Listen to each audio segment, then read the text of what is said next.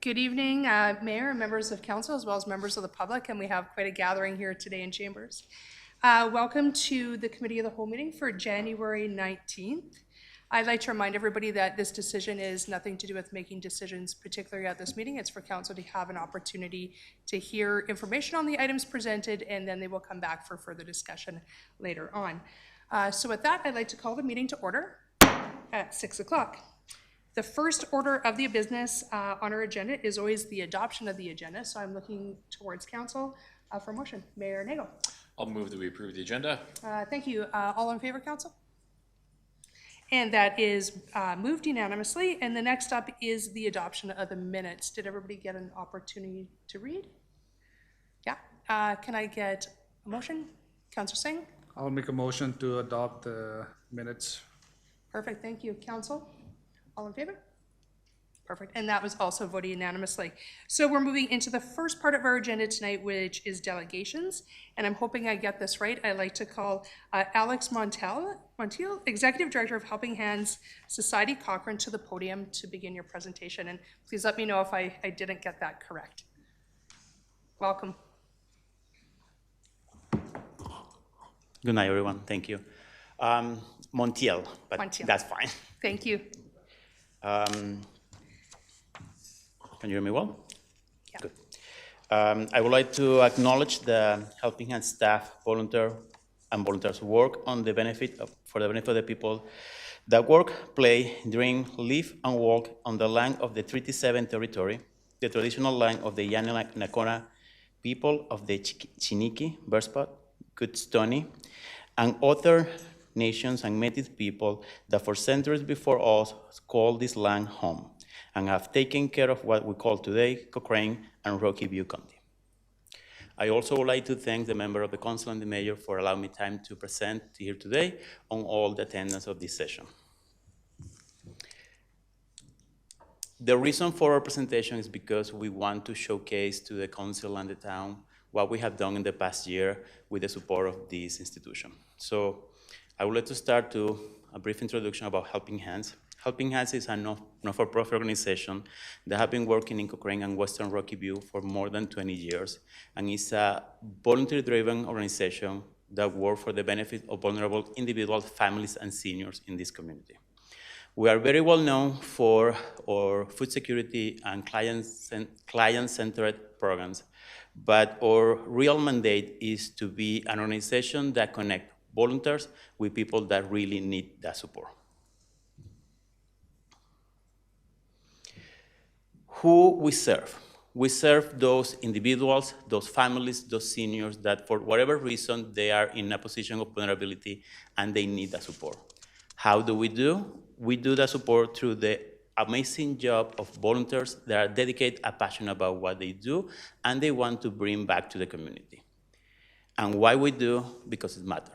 We want to show people that they are not alone, that we are not going to allow them to fall in isolation, and that they matter, and we are here to support them. I also want to show the amazing job that the Helping Hands volunteers have been doing. Helping Hands volunteers in the past year, they invested in the community about 8,518 hours of community investment. We almost 220 active volunteers. This is an average of 38.7 hours per volunteer in a year. So pretty much each one of Helping Hands volunteers dedicate an entire work week back to the community. We also, through the work of these volunteers, rescue 102,000 kilograms of food for a running total of 387,000 kilograms of food. These volunteers respond to 923 driving requests for volunteer driver opportunities. This is about 2.5 daily requests or daily drive for the community, for a member of this community. They also respond to 183 community caring neighbor requests. This means 183 neighbors that they needed support and show to their door and give that support that they were needing for. And we also support about 60 moving requests and 30 properties that need care, so individuals could age in place in a safe manner without the need to go into extra expenses or municipal enforcement need to be involved. Now, when nonprofit organizations trying to showcase to their donors and stakeholders about how their work translates to the community, it's difficult to reconcile that in a traditional way or on return on investment. So I will do a good faith attempt to translate that in what I call community investment or return to the community. If we put the 8,518 hours that our volunteers dedicate to the community, and we equiparate that to the $20 per hour that the town of Cochrane compared the unqualified volunteer label, we will say that Helping Hands volunteers last year give to the community about $170,000 back in their value. If we also take the 102,000 kilograms of food that these volunteers rescue, they are valuing about $836,000. We can say that just last year, Helping Hands volunteer community give back to the community more than $1 million. Helping Hands operate with a operational budget of $335,000. So if we do the math here, I'm not a really math guy, but I can say that Helping Hands can multiply $1 into 3.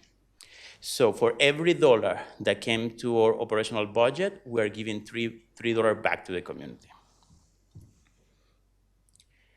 Now, how this million can be divided or allocated? For every dollar that we are giving back to the community, 0.20 cents are invested in access to transportation, 0.35 are invested in food security, and 0.45 cents are invested in volunteer-powered community support. I want to acknowledge that this council was so grateful and trustworthy on Helping Hands in December 2024 and give us a grant of $75,000. And with that, allow us to expand our operational capacity, put steady our programs, and also expand our voluntary engagement. And if we compare the math of my previous slide with this one, we can say that the $75,000 that the town of Cochrane invested on Helping Hand and also in the community become $225,000 back to the community. Of those, $145,000 were invested in access to transportation, $78,000 were invested in food security, and more than $100,000 were invested in volunteer-powered community support. We also want to acknowledge that in the past years, Cochrane FCSS has also granted to Helping Hands an average of $22,000 per year. We say that because we understand that this money is also part of the Cochrane Town Administration, and they live in an ecosystem. So we can ignore and say that the support from the town hasn't come from years before. It always has come, and we hope that it will keep coming so we can kick back to the community. So what is next for Helping Hands after this successful year we have thanks to the volunteers? We want to invest in community connection. We want to take the expertise of the food security programs and create cooking groups so people with shared vulnerabilities can connect and can empower and grow, and knowing that there is a community for them. We want to expand our volunteer driver program so our requests can accommodate not only medical appointment requests, but also any kind of errand or social connection that seniors and vulnerable individuals need so they can keep being an active member of the community.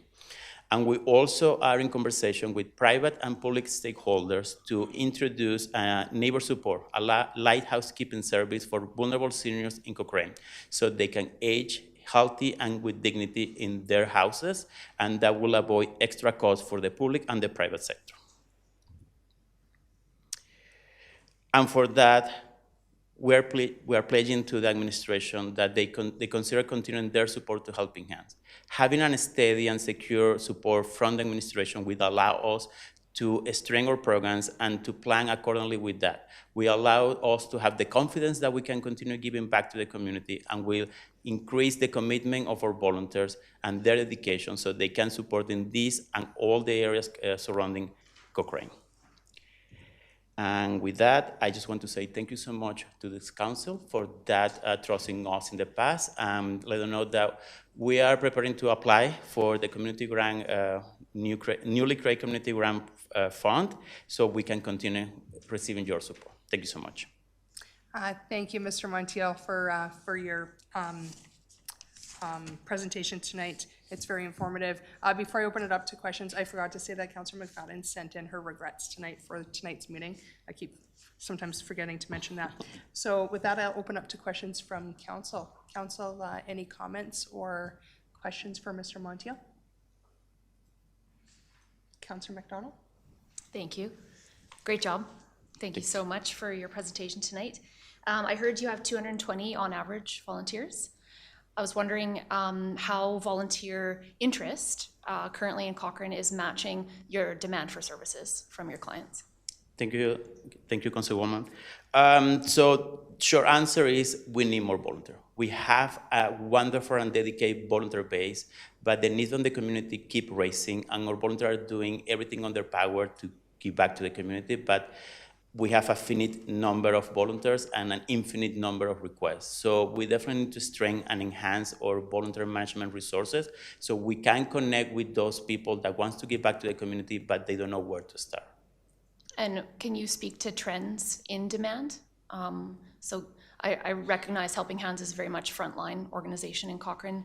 So I would think of Helping Hands as witnessing kind of the live trends that are happening at the community level. Can you speak to where the gaps are growing or emerging? Totally can speak about a little bit about that one. So what we noticed with the Free Food Shed, which is one of the biggest and more known programs about Helping Hands, is that in average, we actually, let me start with we install some counters on the doors for Free Food Shed so we can have an idea about how many people access the shed every week. The initial measure found that about 250 people in average per week access the Free Food Shed. And then we noticed that in wintertime, that trend increased to 350. So that showcased that in wintertime, the demand for food is higher, but also we have receiving calls for people that say, I went to the Free Food Shed and was empty, and I need support. So those calls were occasional in the past, and now are becoming more a daily occurrences. So that showed that people actually need that support.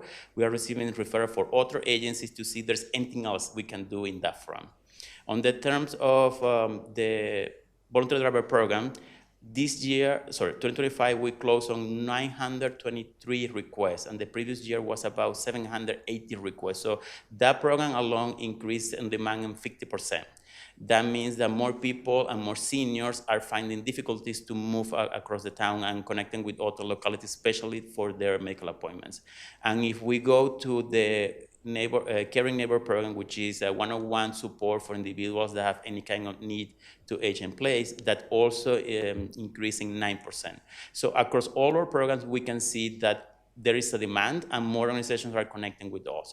Our volunteers are doing their best to keep up with that, but some of them are also aging and they are starting to reduce the commitment or the capacity to commit, or they are moving to other provinces or other cities, or they're just going back to university. So there are many reasons why they cannot continue, although their hearts wants to continue. So we can say that at the moment, we are trying to do our best, but there will be a point where our volunteers won't be enough to cope with the need. And how do you, volunteerism, we're always hearing volunteerism is on the decline. How do you see that happening at Helping Hands? Do you see volunteerism on the decline? Do you have plans for how to keep Cochrane this rich volunteerism kind of hub, or what's the conversation there like? The conversation there is somewhere complex, but at the same time somewhere simple. So yes, volunteers decline, but not because the people don't want, just because life is becoming more complex for everyone. Also, Helping Hands as a mission or envisioned by our founders was to connect people. So we see ourselves as a bridge. These are the programs that we're offering right now to the community, and they are meeting their need. That doesn't mean that in the future they cannot change and we can open new ones if the needs arise.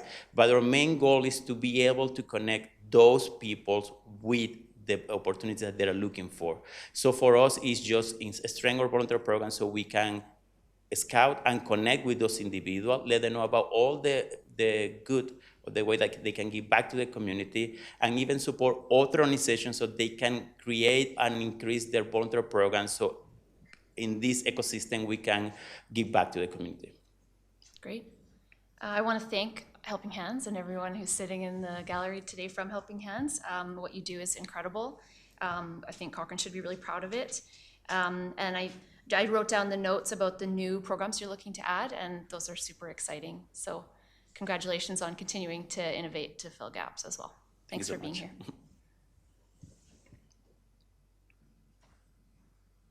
Mayor Nagel? No questions for me. I just wanted to echo what Councilor McDonald said. Thank you very much to yourself and everybody else in the organization for doing such great work to give back to our community. You're really leading by example, so thank you very much. Thanks so much. Councillor Singh? Thank you for the presentation. Are you seeing any changes in demand since 2024? And what does that tell you about the emerging community needs? Like, is the change needed from 2024 to 2025, or where you see the lack of the? Yes. So as I mentioned before, we do see an increase on demand. So across all the programs, we are receiving more requests.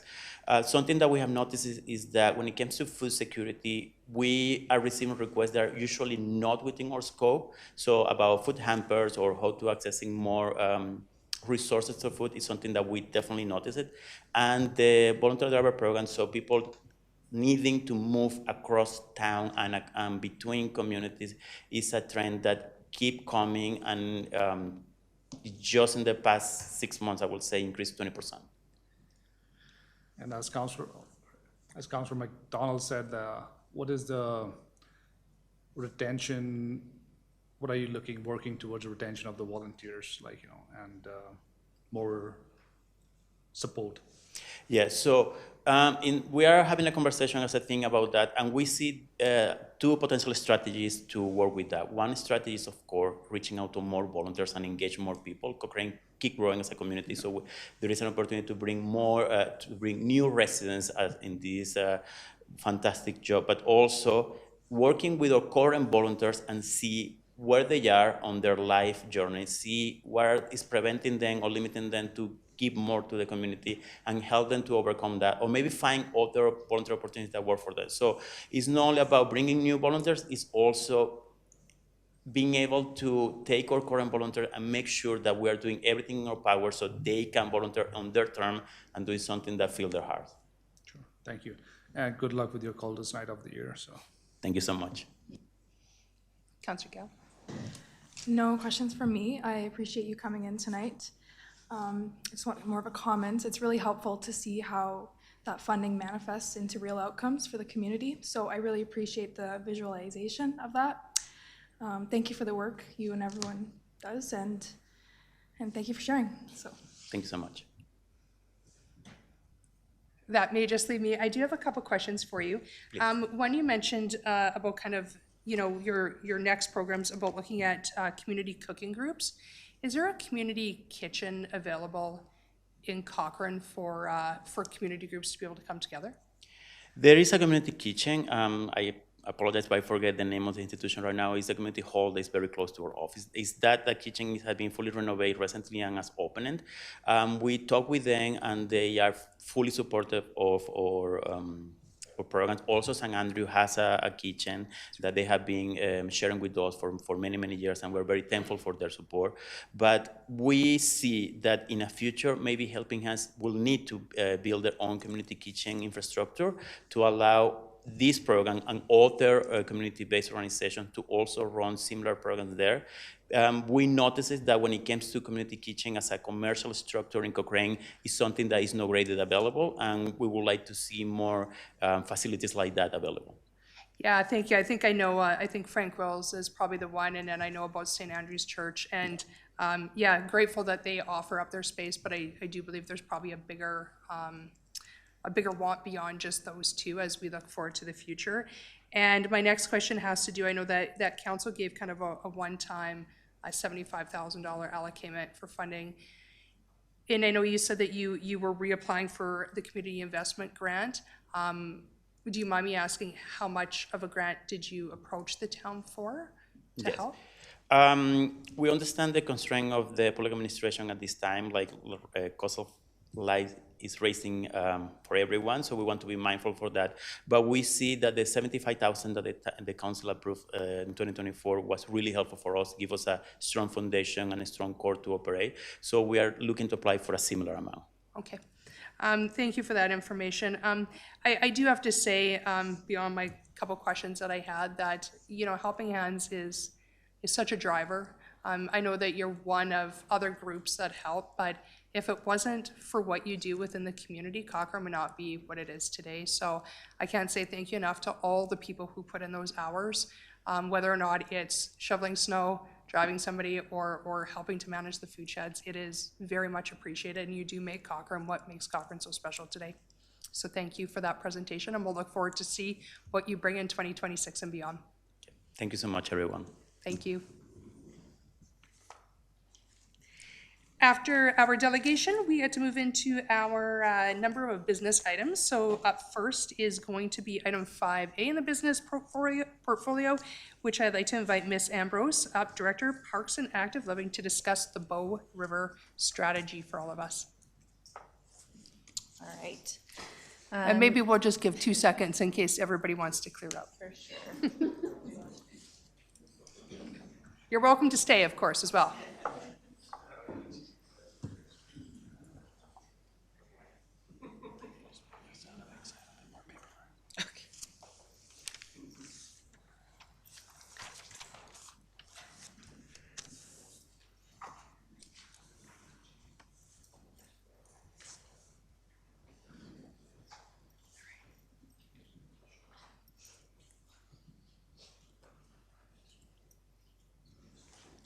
All right, I think you can take it away. All right. So good evening, Deputy Mayor and Council. Tonight we're presenting the Bow River Strategy, a high-level strategy for how we manage access, recreation, safety, and future growth along the Bow River corridor. This work began in 2024 when we recognized that multiple projects and pressures were converging with no single coordinated plan. We had recreation access points being developed informally and population growth increasing activity along the river with no consistent direction. Projects like the trail, which will connect Cochrane to Calgary with a pedestrian bridge at South Bow Landing and carry the Trans-Canada Trail through Cochrane and out toward Canmore, highlighted both the opportunity and the need for a more organized approach. At the same time, river use has increased significantly. During COVID, across the nation, municipalities saw the outdoor areas heavily used to the environment's detriment, and Cochrane was no exception. That pressure has continued with our growth, and we are now seeing very real impacts on riverbanks, informal access points, and safety with long-term costs if left unaddressed. The Bow River Strategy is a proactive opportunity because if we don't plan this corridor intentionally, it is planned for us through piecemeal development, unmanaged access, and reactive fixes that cost more in the long run. We are already seeing erosion, damaged riverbanks, and unnecessary entry points created out of necessity because there's no defined system. Through the Bow River Strategy, Cochrane has the opportunity to take a practical, organized, and forward-looking approach that protects our river corridor as an asset for our residents, our recreation economy, and long-term growth. The Bow River Strategy addresses these issues by laying out a coordinated long-range approach where including where access should be, how people move along the corridor, what future growth needs to account for, how we avoid unmanaged use that creates unintended consequences. In April 2025, Council saw a draft version of this strategy and provided feedback. Based on that feedback, we brought it to the Parks and Recreation Committee, the Natural Environmental Task Force, and the developers along the corridor to ensure alignment and clarity. Tonight, I'm very excited to share the updated draft and look forward to Council's conversations and thoughts. In February, we'll be returning to request approval of the strategy. With that, I'd like to introduce Chris Nelson, from Urban Systems who supported this work and will walk council through the updated draft. Over to you.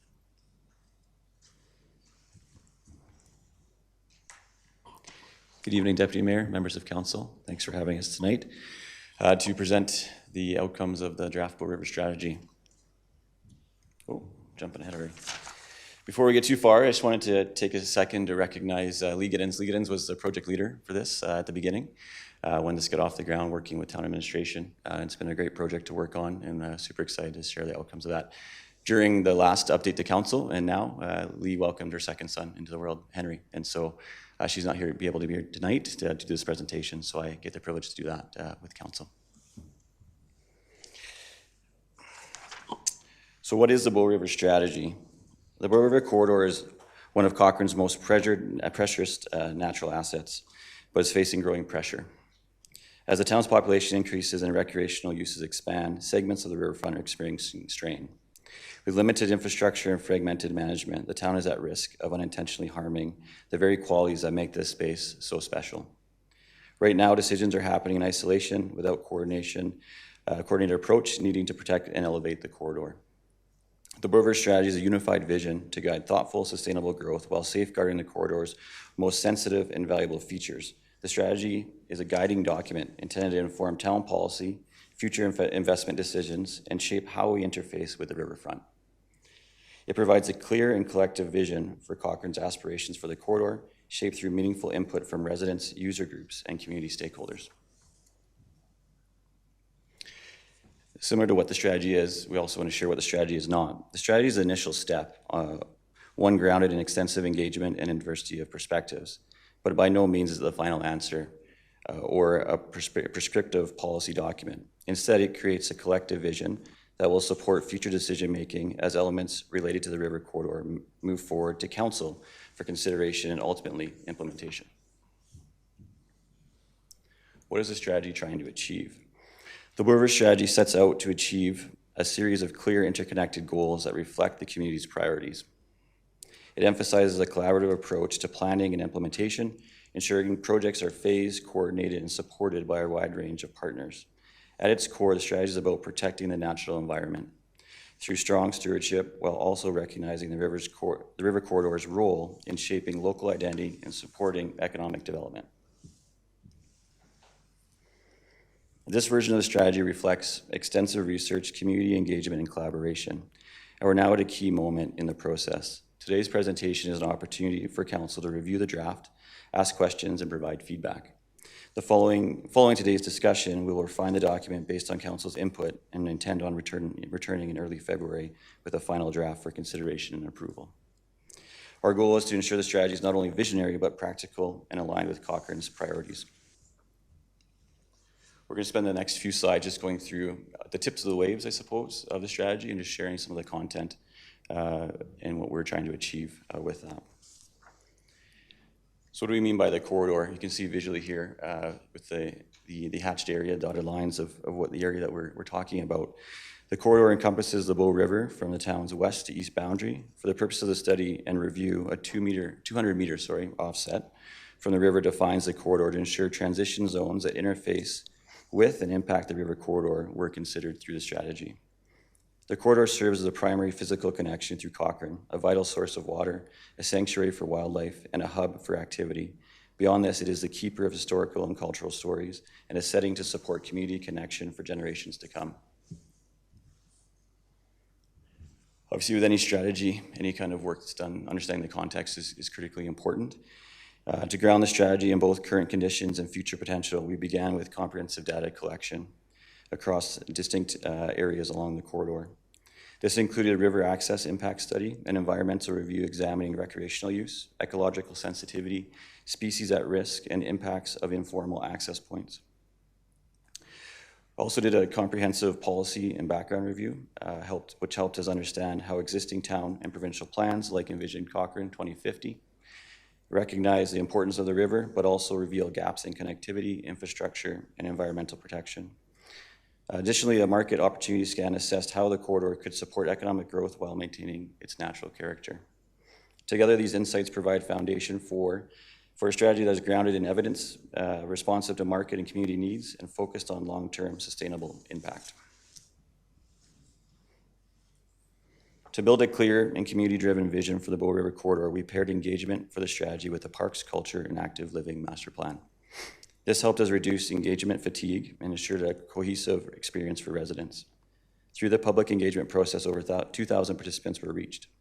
In early stages, we hosted a workshop with council and town administration. That momentum continued with a series of targeted workshops, including sessions with the Parks and Rec Committee to explore key themes early on in the process. We also conducted individual interviews with core community groups who actively use and care for the corridor, including Cochrane Tourism, Cochrane Environmental Action Committee, Cochrane Paddlers, Bike Cochrane, Big Hill Springs Preservation Society, and Bow Valley Habitat Development. Across all of this engagement, we consistently heard a desire to protect the natural environment while enhancing accessibility, safety, and community use. Excuse me for one sec here.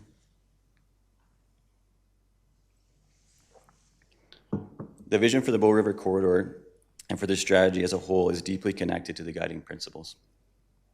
These principles reflect what we heard from the community, that the river is something to steward, to share, to explore, to belong.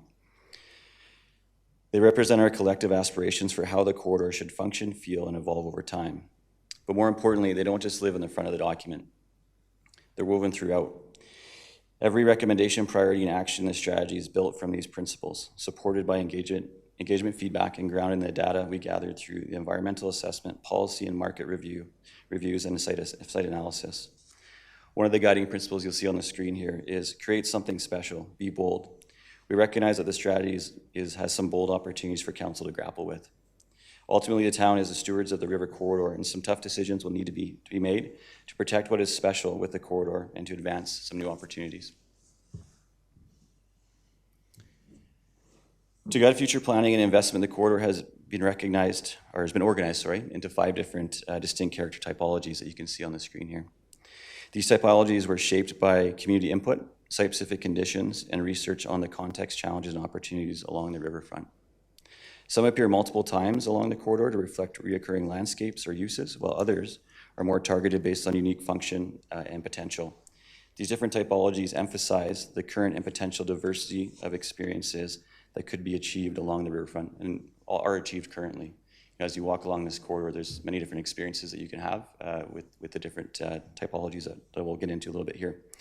These typologies aren't meant to replace existing uses, but to build on them, and blending form and function in ways that enhance identity, support connectivity, and create meaningful experiences.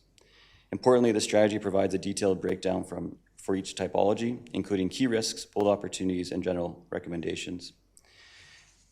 At the highest level, I suppose, the typologies include gateways to Cochrane, so you can see them on the far, in the kind of the bookends of the town, and is intended to include spaces that welcome residents and guests and provide orientation features to ensure users are aware of the variety and offerings available to the town.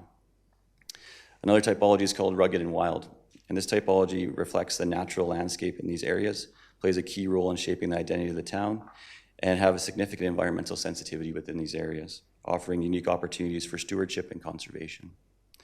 A third typology that we identified was natural discovery, primarily dedicated to conserving and enhancing the natural environment while providing a space for low-impact, passive recreation activities.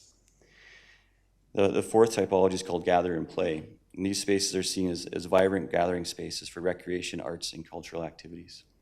And the last one was called energy and activation. This is really in the core of the corridor, and is intended to be the hub of activity for recreation, community gathering, and economic development opportunities. The next few slides, so within the strategy, we have these 5 typologies that try and, again, at a higher level, describe perhaps how the corridor can be experienced and what the opportunities are and what could be built upon in the future. Within each of these typology areas, we defined areas of interest, and those are really identifying the opportunities within those typologies that the town could advance on. Perhaps that's conservation items, or it's advancing something new, perhaps. And we just wanted to highlight in the next few slides a few of these. Within the strategy, there's 18 different areas of interest. And so we didn't think it appropriate to go through each one of those, but we wanted to highlight within each of those typologies perhaps what a flavor of that would look like. So the first one I want to highlight is called, is in the gateways typology. It's the east entry on obviously the far east side of the town. The east entry is really the welcome moment on the east side of town for people traversing the corridor and or connecting to and from Glenbow Ranch Provincial Park in the future. It's where Cochrane's natural setting and recreation network first come together. There's an opportunity to turn this location into a more meaningful stop. Things like a small interpretive nature center, washrooms, spots for vendors and spaces that work year-round would all support a more impactful gateway into the corridor. Wayfinding, interpretive signage, a clearer trailhead, places to pause, and amenities for pedestrians and cyclists are also significant areas for opportunities. Additionally, there's a big opportunity to improve river access with a safe and low-impact launch point in this portion of the river corridor. Without intentionally planning this area, this entry could be a missed opportunity by not showcasing the river or creating a strong first impression. But if well done, it can become a signature start-end point, a special arrival experience, celebrating Cochrane's landscape and culture, and strengthening connections for visitors and residents alike. The next area of interest we wanted to highlight was within the rugged and wild typology, and it's the Bow River Island. And so again, this is on the SLS Center, more on the east side of the corridor. The Bow River Island is a long-term natural asset for Cochrane, a place the community members highlighted for future protection and stewardship. The focus here is around protecting native grasslands, habitat, and steep slopes, with maybe one or two low-impact outlooks to minimize disturbances in other areas. So being very deliberate of where those could occur. To support that, the town should look into placing takeouts and water access on the west bank of the river, so people can enjoy river without putting pressure on the island itself. Signage becomes important here, helping people understand the sensitivity of the area, encouraging respectful use. Without clear preservation goals, the island could see piecemeal decisions or more use than the landscape can handle. If the town sets strong conservation guidelines and builds upon light touch infrastructure, there's a chance to protect the habitat long-term and build community stewardship through education and volunteer opportunities. The third area of interest we wanted to highlight is in the natural discovery area, and it's the Big Hill Confluence. The Big Hill Confluence is a really special spot where Millennium Creek and Big Hill Creek come together before meeting the Bow River. It's ecologically rich and already well loved by the community. Because of the area's ecological sensitivity, the goal here is to formalize access so people can enjoy the area without unintentionally harming the habitat. One idea brought forward during engagement with community organizations is to create a trout sanctuary interpretive area, working with local groups to tell the story of the creek, fish habitat, and ongoing restoration efforts. We'd also look to shifting picnic area uses away from the confluence, creating more of an outlook learning space near the water, while moving general gathering areas back from its current location to protect the ecologically sensitive areas. The fourth area we wanted to highlight, area of interest under the gather and play typology, is the Jim Uffelman Memorial Park. Jim Uffelman is one of the busiest parts of the corridor and most frequently brought up through the engagement process. It works well for lots of different users, but the steep slopes and erodible banks highlight the need to manage access to the river in a more intentional way.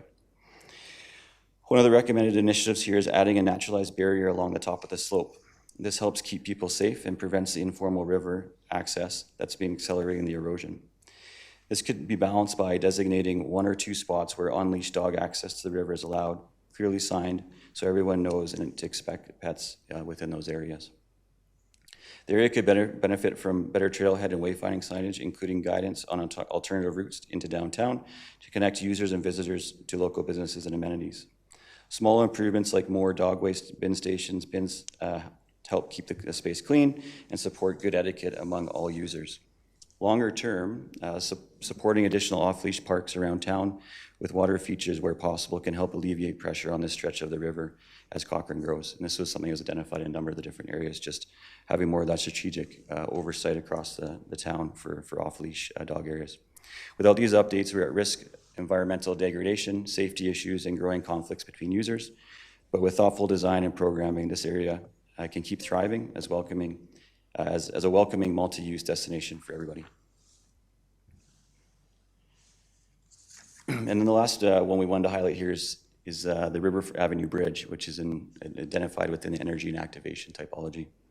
The River Avenue Bridge is a really exciting opportunity. It's currently being underutilized by vehicles, which opens the door to reimagine it as a pedestrian-only space for that strengthens connections across the corridor. Converting it for walking, cycling, and gathering would create new pathway loops and the ability for the town to experiment with popped-up seasonal activities, essentially turning the bridge into a vibrant public space.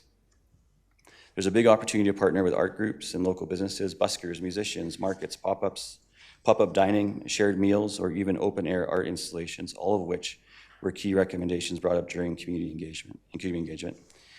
So these are just a flavor of what's in the strategy. Again, there's 18 of these different areas of interest within the different typologies, trying to obviously align with the guiding principles and the outcomes identified through the engagement. So the next piece, obviously key to a strategy is how do you actually implement it, and then we want to talk a little bit about next steps. So within the strategy, you'll see we have an implementation approach which highlights prioritization and phasing.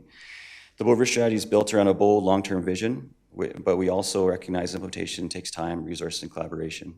The strategy outlines a 20-year phasing plan to help guide future decision-making, knowing that every element within the plan won't happen all at once. Some projects may move quickly, especially where there's clear safety or environmental risks, available funding, or alignment with ongoing capital work. Others will take longer, particularly those that have regulatory complexities or multi-party partnerships are involved. To support prioritization, a set of evaluation criteria has been developed that considers risk, opportunity, complexity, funding, and alignment with broader town goals. These filters are intended to help the town advance the right projects at the right time. We'll see here for each of the different typologies, we have it within there, the different projects or initiatives or opportunities that were identified, and then the criteria for helping to prioritize those and think about those as they move forward. So this is an example, a snapshot of that, but it provides a starting point, and really the intent is as perhaps some of these initiatives move forward, or as you look at different things within the community, this to continually be relooked at and reprioritized to see how it meets the needs of the community at that point in time, but gives a starting point to do that. Another key piece we wanted to emphasize today was this is a starting point. This is the overall collective vision, the strategy. But there's many more touch points for council before anything gets implemented. And on the screen here, we've got a number of those touch points of how that might show up. Obviously, every initiative might be a little bit different. But you have a number of these things that are identified within the Bow River strategy, the draft of that would require some policy development from administration to come forward to council for your blessing. Might also require amendments to certain policy plans, if that's existing area redevelopment plans or otherwise. It might also require land use amendments. If you were to look at some of the activity areas where you might see certain uses show up in the future, that would come in front of council.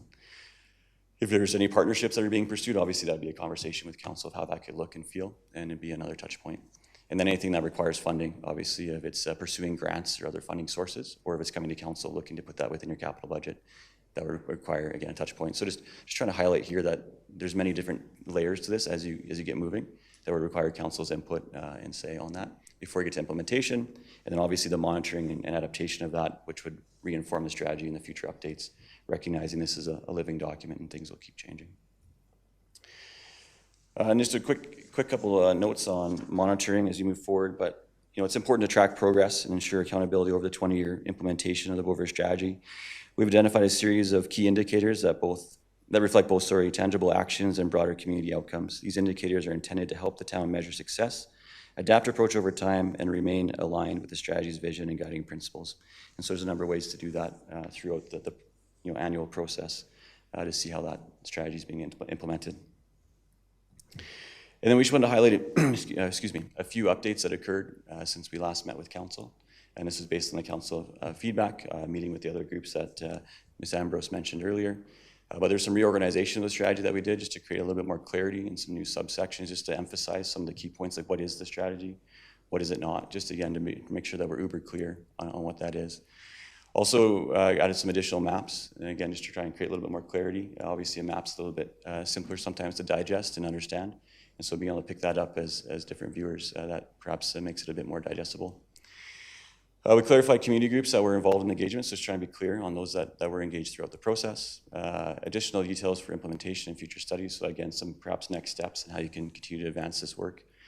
And then updated some of the character typologies with different pieces around policy and otherwise. And last slide here is conclusion and next steps. Obviously, we're here today with the draft, looking for feedback from council. The intent is to revise the Bow River strategy and then come back in early February with a final draft for council's consideration. So appreciate the time tonight and look forward to any questions. Thank you for your presentation. It was very informative. I read through the whole entire presentation and all the different areas, and I have to say that if you could implement every single one of those ideas, Cochrane would be a pretty amazing place to live. So thank you for that, and at least opening up that mind as to what it could be, as time goes on. I'll open up to questions. So Mayor Nagel, you are up first. Yeah, I really appreciate that this is here before us. Working to make sure we make the most of the Bow River is a very important endeavor, and really happy we're doing this work. I do have a few potential concerns about some of the really specific stuff that could result of this strategy. For example, the closure of the bridge. What's that bridge actually called? They just call it the Old Bridge. But what's the name of it? Just refer to it as the River Avenue Bridge. The River Avenue Bridge. When that conversation first came up, there were some directly impacted land and homeowners that really, it's kind of a life-changing thing for us to make them, well, not life-changing, but very, very inconvenient for us to not let them use it. And I feel like there's pretty limited damage that they're doing to people by continuing to use it. And I wouldn't be personally supportive of moving to close that anytime in the immediate future. And then I really would be interested to dive more deeply into the implications of this orange area right in the middle, the energy and activation. That site that the town recently purchased is a really, really exciting opportunity for our community. I just want to make sure we're moving in the right direction on it. So can you tell us a bit more about if council is to adopt this strategy and put this big orange blob over top of it and call it the energy and activation zone, what is that implying? Through the Deputy Mayor, there's a lot of unique opportunities at that location. And through the market work that was completed, identified a number of different options. I think one of the key findings there, along River Avenue, the terminus of River Avenue itself towards the river, adjacent to the site you're referring to, there's an opportunity there to have something really special that could really activate interface with the river corridor.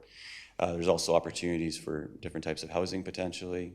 That was identified within the market scan. Again, not necessarily at these locations, but something that was identified. But things that will bring people and be able to interface with the corridor. So that might be a restaurant with patio space, it might be a cafe, those kind of things, something that will anchor and then activate that location. And so through the market scan that was done, those were all identified in areas that are seen as very feasible in this location as well as this location within town. Recognizing, obviously to the north, you got Greystone and a number of different retail commercial things that are going on there. So trying to differentiate and then also leverage being adjacent to the river. So I want to be careful because I wouldn't want to endorse a strategy that implies that we'd be using that area for housing. I feel like we have more than enough housing approved in Cochrane, and I'm sure there's a lot of people who'd love to build units there because it's such an attractive area, but I want to make sure it's primarily a community gathering space. Something I talked a lot about during the election was the idea of an interface between both green space as well as small business commercial space. I love the idea of restaurants, fitness studios, those types of things. I also would hope that we'd have the opportunity for really small artisan businesses to kind of operate in a market type setting, something along those lines, but certainly wouldn't be supportive of a residential development in that zone. Yeah, through the chair, and again, the strategy, the level it's floating at is identifying the opportunities that are available there and recognizing that many more steps have to happen if that's an amendment to the existing area development plan in that location, land use changes, et cetera, where that's where you'd work through those details to understand exactly what uses would show up there. But the intent is to try and create the vibrancy that you're referring to, for sure. So just to put a fine point on it though, if we do move to endorse this strategy as is currently presented, is that sending a signal we want to put residential development in that area? Yeah, I would say, through the chair, I would say that the emphasis is more about the activity, the gathering, the energy to be created there. The work that was done to understand what that could look like does say that, there is the opportunity or that could be residential, but again, that's not what, it's not by a clear decision to say that residential ought to be there by any means. It's saying these are the things that perhaps could be supported. Mr. Mayor, if I can, I think one of the other things too is from what Chris and Ms. Ambrose are saying is that this will be a community hub. This is going to be a very vibrant and active area. Defining exactly what the uses are, I don't think we're to that stage right now. But it would potentially include an option of some form of housing at a later date, but that would be a council decision. So I think it provides the best of both worlds, in that it provides some guidance in terms of what we would like to see adjacent to the river, gives clear signals to the community. However, then in the future, some of the uses could be explored in further detail.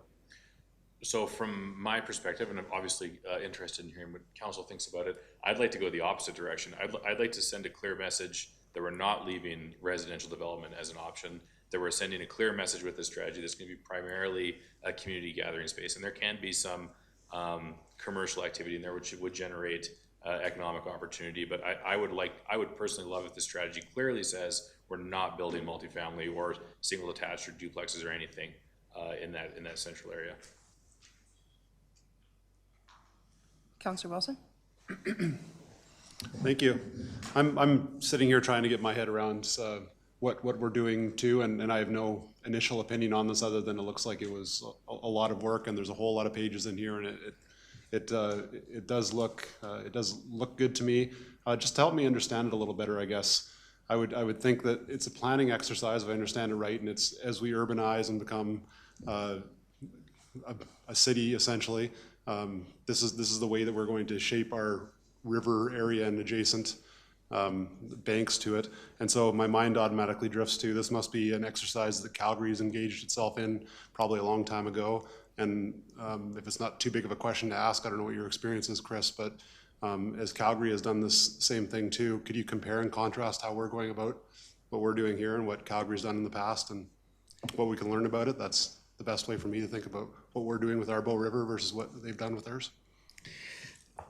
Yeah, through the chair, it's a good question. This type of plan, I'm not sure if Calgary's done something identical to this in a sense. They have done for different segments of their Bow River corridor. They've done planning exercises that shaped and envisioned what they want to see.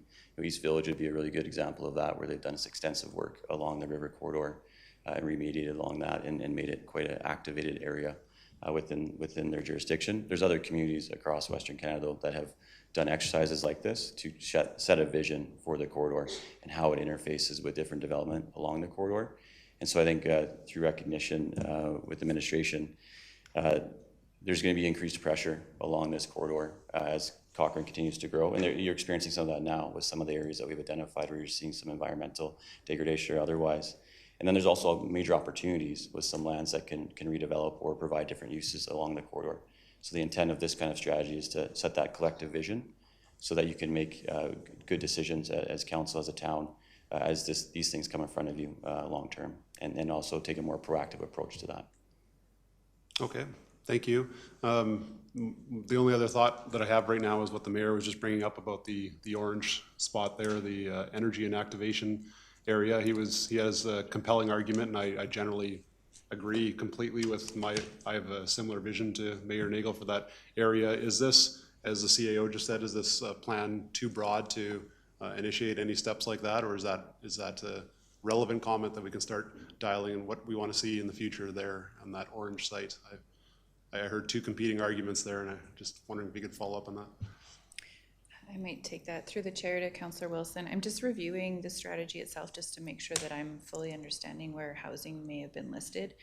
I just want to provide some clarity. It does talk about small to moderate scale eco lodge or glamping, or like, I know we had talked about like some bike camping spots, that kind of thing. Yes, the market strategy identified this as a potential for housing, but inside the strategy itself, there were no recommendations for housing. So it was exactly like what we had described previously of some of the ideas here come with the restaurant, cafes, communal fire pits, designated water access, like a little free library areas for community events. So it was really about activating that space with local economy. So that was the intention. I don't know if, Councillor Wilson, if that even answered your question. Sorry, I was stuck on making sure I was providing some clarity for the mayor as well. Yeah, thank you. I'm still just thinking through what we're trying to achieve here, and it sounds like it's a high-level planning document that'll then guide us when we're making future land use decisions, like in the Orange area.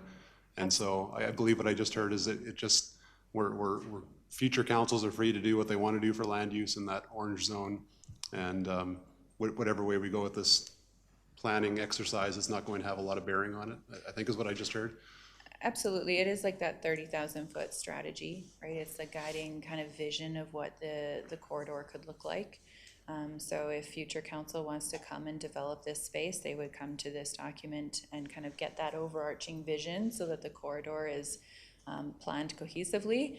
And then they would go dive into the next steps of development and planning. So it doesn't say for sure there is like a little eco glamping center. If the future council chooses to do that, they can do that, but it's just a vision. Okay. I guess while I have the microphone, if I may, the third thing on my mind when I was reading through it was 8 years on council, the most heated portion of this entire project plan is the Jim Uppelman Park that we've heard the most criticisms over its current state of affairs. I didn't quite understand what the proposal was with the pathway. I understand the bank erosion aspects there, and I think those are all smart. What's the plan for pathway usage for off-leash dog portions? Is it to separate those in the future? Is it to continue as it currently is? I don't really have an opinion myself. I just wondering where we're heading in that high conflict zone. Do you want to take or do you want me to take it? Go ahead. Yeah, through the chair, I could speak to that for sure. Obviously, the context is there's been lots of discussion around Jim Uppelman and how that can play out in the future. I think there's some key things. Obviously, the strategy identifies, and this is through all the engagement that was done. It was, as I mentioned earlier, the most referenced location along the Bow River corridor. And so it's very much an important space for many users within the community and different types of users that access that space. The second piece, I think, is what you're referring to, Councillor Wilson. There's some environmental degradation that's going on, especially with the slopes. And so trying to put steps in place to protect that's kind of, I think, critical path number one, and making sure that doesn't continue to erode into the river and cause some safety issues and otherwise. The other piece is identifying locations where you can take dogs into the water. And so that's a big piece of obviously protecting other slopes and whatnot, but making sure that's clear to other users as well. So having designated spaces where you can take dogs on leash into the water. And that's for making sure that don't have conflict of users, but also that the wildlife in the river is somewhat limited. You're not letting that go across in any location. In the actual, use of the pathways, alignment of the pathways, that kind of stuff, separation of users, that would be the next step in implementation. So taking this and recognizing that you have some conflicts, these environmental steps to be taken, certain signage and those kind of things that can occur. But then there's multiple different ways that you could think about separation. I think the other key piece that we identified within this typology, but other ones as well, where you have a high usage of dogs and dog walkers, is that having an overall strategy of off-leash areas within the town would be critically important and allow you to maybe take some pressure off of this location, especially if you're able to add in water features or otherwise that would draw the users that are currently using this location. So again, different ways, and there's many different elements to that. It's just not one solution. That will be a long-term approach to alleviating some of the conflicts you currently see there. Okay, great.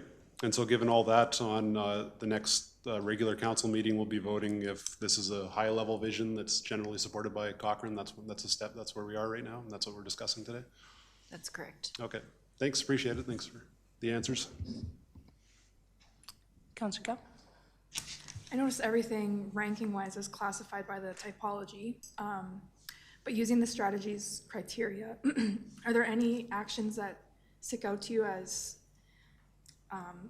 being concerning immediately that really should take priority, or would you still stick to looking at things by the typology or by the area because it's such a high-level document?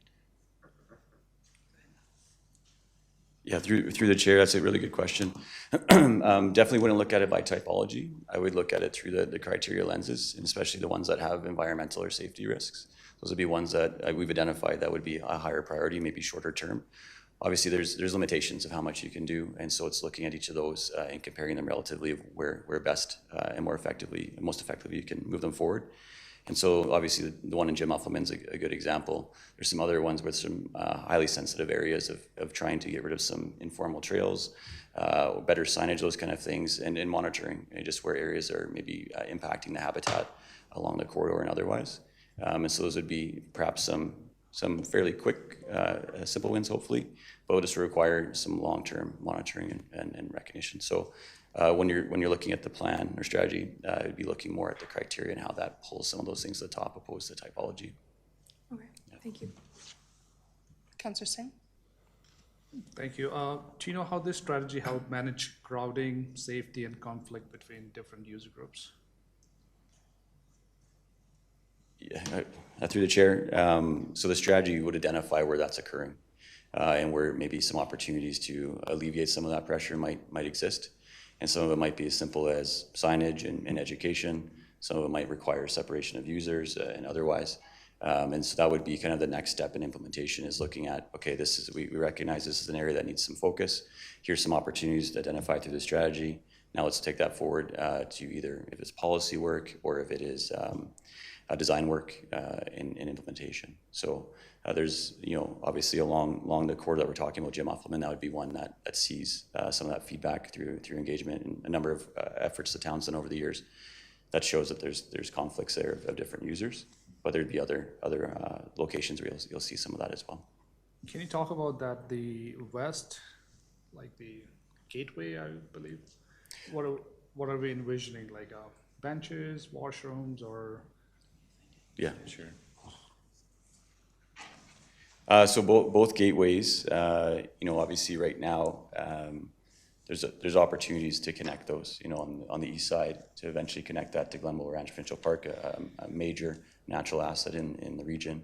On the west side, as Ms. Ambrose mentioned earlier, the trail project's looking to connect Cochrane, eventually to Canmore, and then on to Banff. And so if you're able to have that pedestrian connection, cyclist connection, that would be a logical location potentially for a gateway where people can pause, can rest. And so those would typically include, and just pulling up the actual language in there, but typically include some of those rest areas. So if that looks like a washroom, if it looks like a sitting area, benches, those kind of things. And sometimes, those locations and it's recommended throughout the strategy at different spots. You'd want to have, things that you can fix your bike with. If it's electric scooters now or electric bikes are a big thing, so where you can charge, those kind of things would be locations where you see those things show up. And then it's just really important at those locations that it reflects opportunity of how you can experience the community, how you can navigate through into the downtown and grab lunch, whatever it might be if you're coming into the town. But they're also starting and ending points for residents within Cochrane. And so there's different uses that would show up to meet the needs of residents and visitors along the way. I don't know if you have that. Yeah, so through the chair to Councillor Singh, specifically to the west gate, it talks about just informative welcome signage, an enhanced rest stop with bicycle parking, repair, maintenance stations.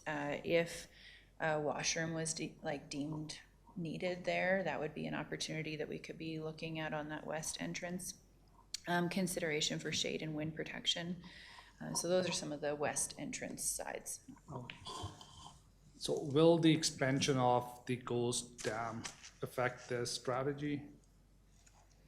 You talked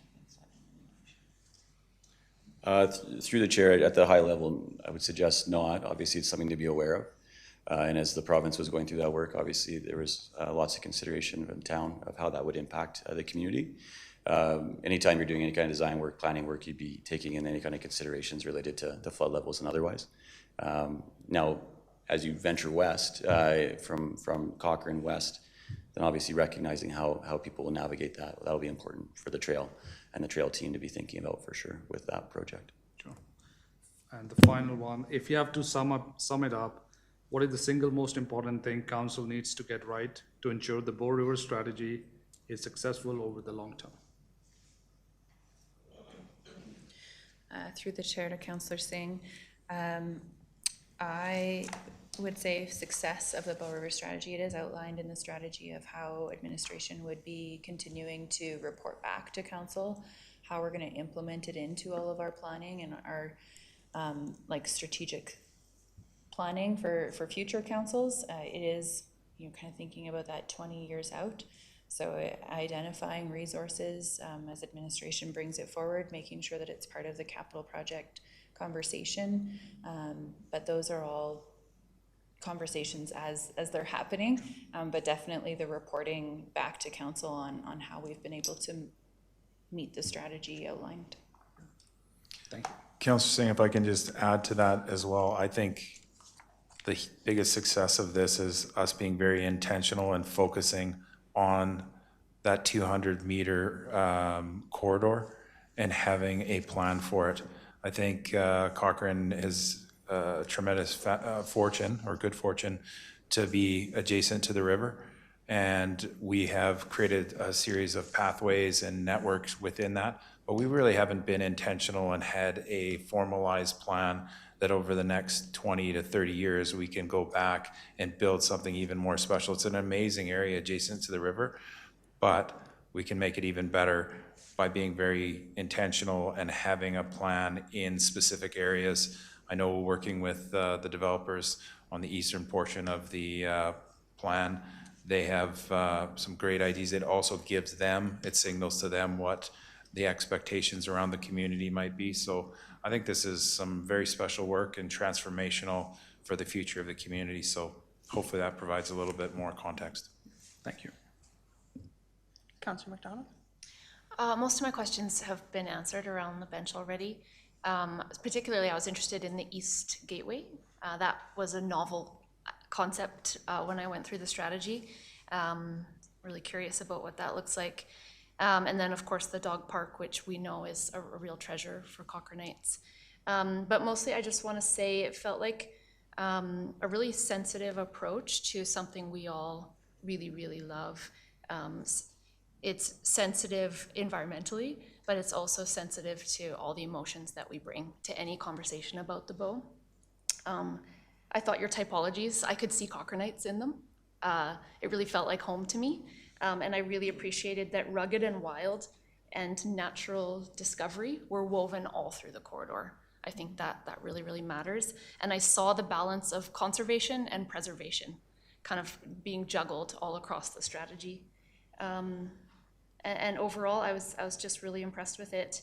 And I echo Deputy Mayor Federico tonight that if we could get close to this would be a pretty incredible future for Cochrane and the bow. So, thanks. All right, I guess that just leaves me. I was curious, I do have a few questions to go through.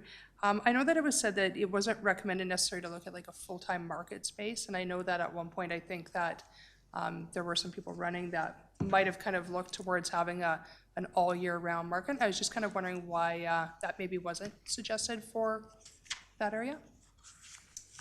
Just looking to see if I can outline the wording in here. Just 2 seconds, sorry.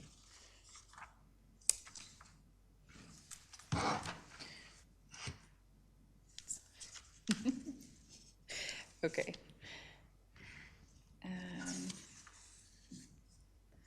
We're close, I promise. I believe that some of the wording was like, sorry, to the chair, like establishing a signature restaurant, market, hybrid venture that takes full advantage of the Bow River views, providing a perfect spot for recreational users. Pedestrians, large sculpture, murals. So there's nothing suggesting that this shouldn't be year-round. Okay. Definitely, we should be thinking about all 4 seasons when we're planning this space.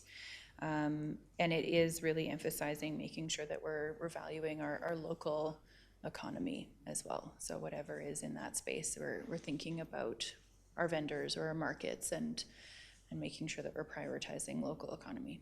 Okay, perfect. I might have read it wrong, to be fair. And I know that a lot of times we have mentioned kind of seeing, other off-leash areas or other opportunities. And I was curious, and this is going to be probably go back to administration. We've been talking about off-leash areas for a long time here in Cochrane. I mean, 8 years, and I don't know if we've actually seen any new ones. So do we have a timeline on, I know that Sunset has one that's being proposed. I know that I believe there's one supposed to be running along South Bow, somewhere on the south side. Do we have any update on when we are going to see new off-leash areas actually come into fruition? To Deputy Mayor Fedeko, there's one, I can get a timeline and we can prepare that for council, but there's one in West Hawk that's coming online here shortly. There is one in Fireside that's proposed. There is one in South Bow Landing along the south boundary. Again, some of the development, it takes time before those amenities are ready in the communities. They don't build them in the initial phases, but certainly we can get that prepared for you. Yeah, it would be great to see kind of when they are actually going to come up, because I feel like there's some of these ideas that are tough when you don't have any other place to actually fundamentally allow people to go, right? And then another question that I had, I really appreciate it being broken down into kind of the different areas, but then it also begs a question that, have we gone back out to community associations? Because I want to say, like, say Jumping Pound was highlighted, Riviera was highlighted with some different opportunities. Have we gone back out to specifically talk to those communities about these high-level kind of plans? Because even though they are 20 years out, I can guarantee that when people are going to purchase homes in these particular areas, these high-level plans could have a direct impact on whether people would choose to want to consider buying there. And so I want to make sure that, and I know that we do have a community association meeting coming up in February, but maybe if they don't have a copy of this, could we please get it to them so that they could maybe read through some of just the ideas that are floating around? And I understand they're not written in stone, but let's start having that conversation, because if there are really big things that are highlighted that are just people don't want to see there, I think, let's be on the positive and proactive side and handle that ahead of time before we get too far down implementation. And I guess on that last note, I noticed that most of the real, I don't want to say low-hanging fruit, but the real quick wins felt like their mitigation and protection, which of course I understand, but then it felt like every other one was about signage. And I'm hoping that council maybe this weekend, when we talk about strategic planning, is to be able to pluck something out of this plan that we can, it's actually like something that we're creating. Like, I understand that you have to protect and mitigate things, but then everything else, that sounds like the really cool things that I read about, they're like, they feel that they're so far out of reach that I hope that we can actually maybe narrow it down, and maybe it's the orange, section in the middle. Maybe we actually have really direct conversation about how do we take that and get that moving, rather than kind of deal with all the really short-term stuff, because it did feel like every time I looked, it was like, wayfinding signage and protection and mitigation, right? So not to say I don't understand that needs to be done, but I would like to see actually something more concrete come out of it. But I have to tell you, like I said, it was very informative, very well done. It kind of does lay it out, but I really do hope that we can start to move on it so it doesn't, 20 years comes and goes and it doesn't turn into 40 years or we're doing another assessment on it and we haven't completed a lot of the great ideas, because it's really fantastic work. Thank you very much, and I guess you'll be back on the 9th of February, I heard, to look for formal adoption. Yes, just following up about your community association comment, I can make sure that all of the associations have the document and are able to provide feedback via email, and so that they understand. But they were also engaged through the Parks, Culture, and Active Living Master Plan, and the engagement for that was also baked in with the Bow River strategy. So they have been part of the conversation along the way. Yeah, I know some people will be very excited when I read some certain neighborhoods that the people who I know are concerned about protecting some areas will be very happy that this is coming out. So it's not to say that people are all going to be negative, but I think it just gives another opportunity for them to take a look at what might possibly be coming. For sure. You got everything that you need from us on that end? I believe so, yes. Okay, perfect. Thank you. I know you're not going far. Thank you, Mr. Nixon. Okay, so we are moving on. I imagine, Councilor, are we okay, or do we need a break at all? Okay, let's maybe take a quick 5-minute break and then we'll come back.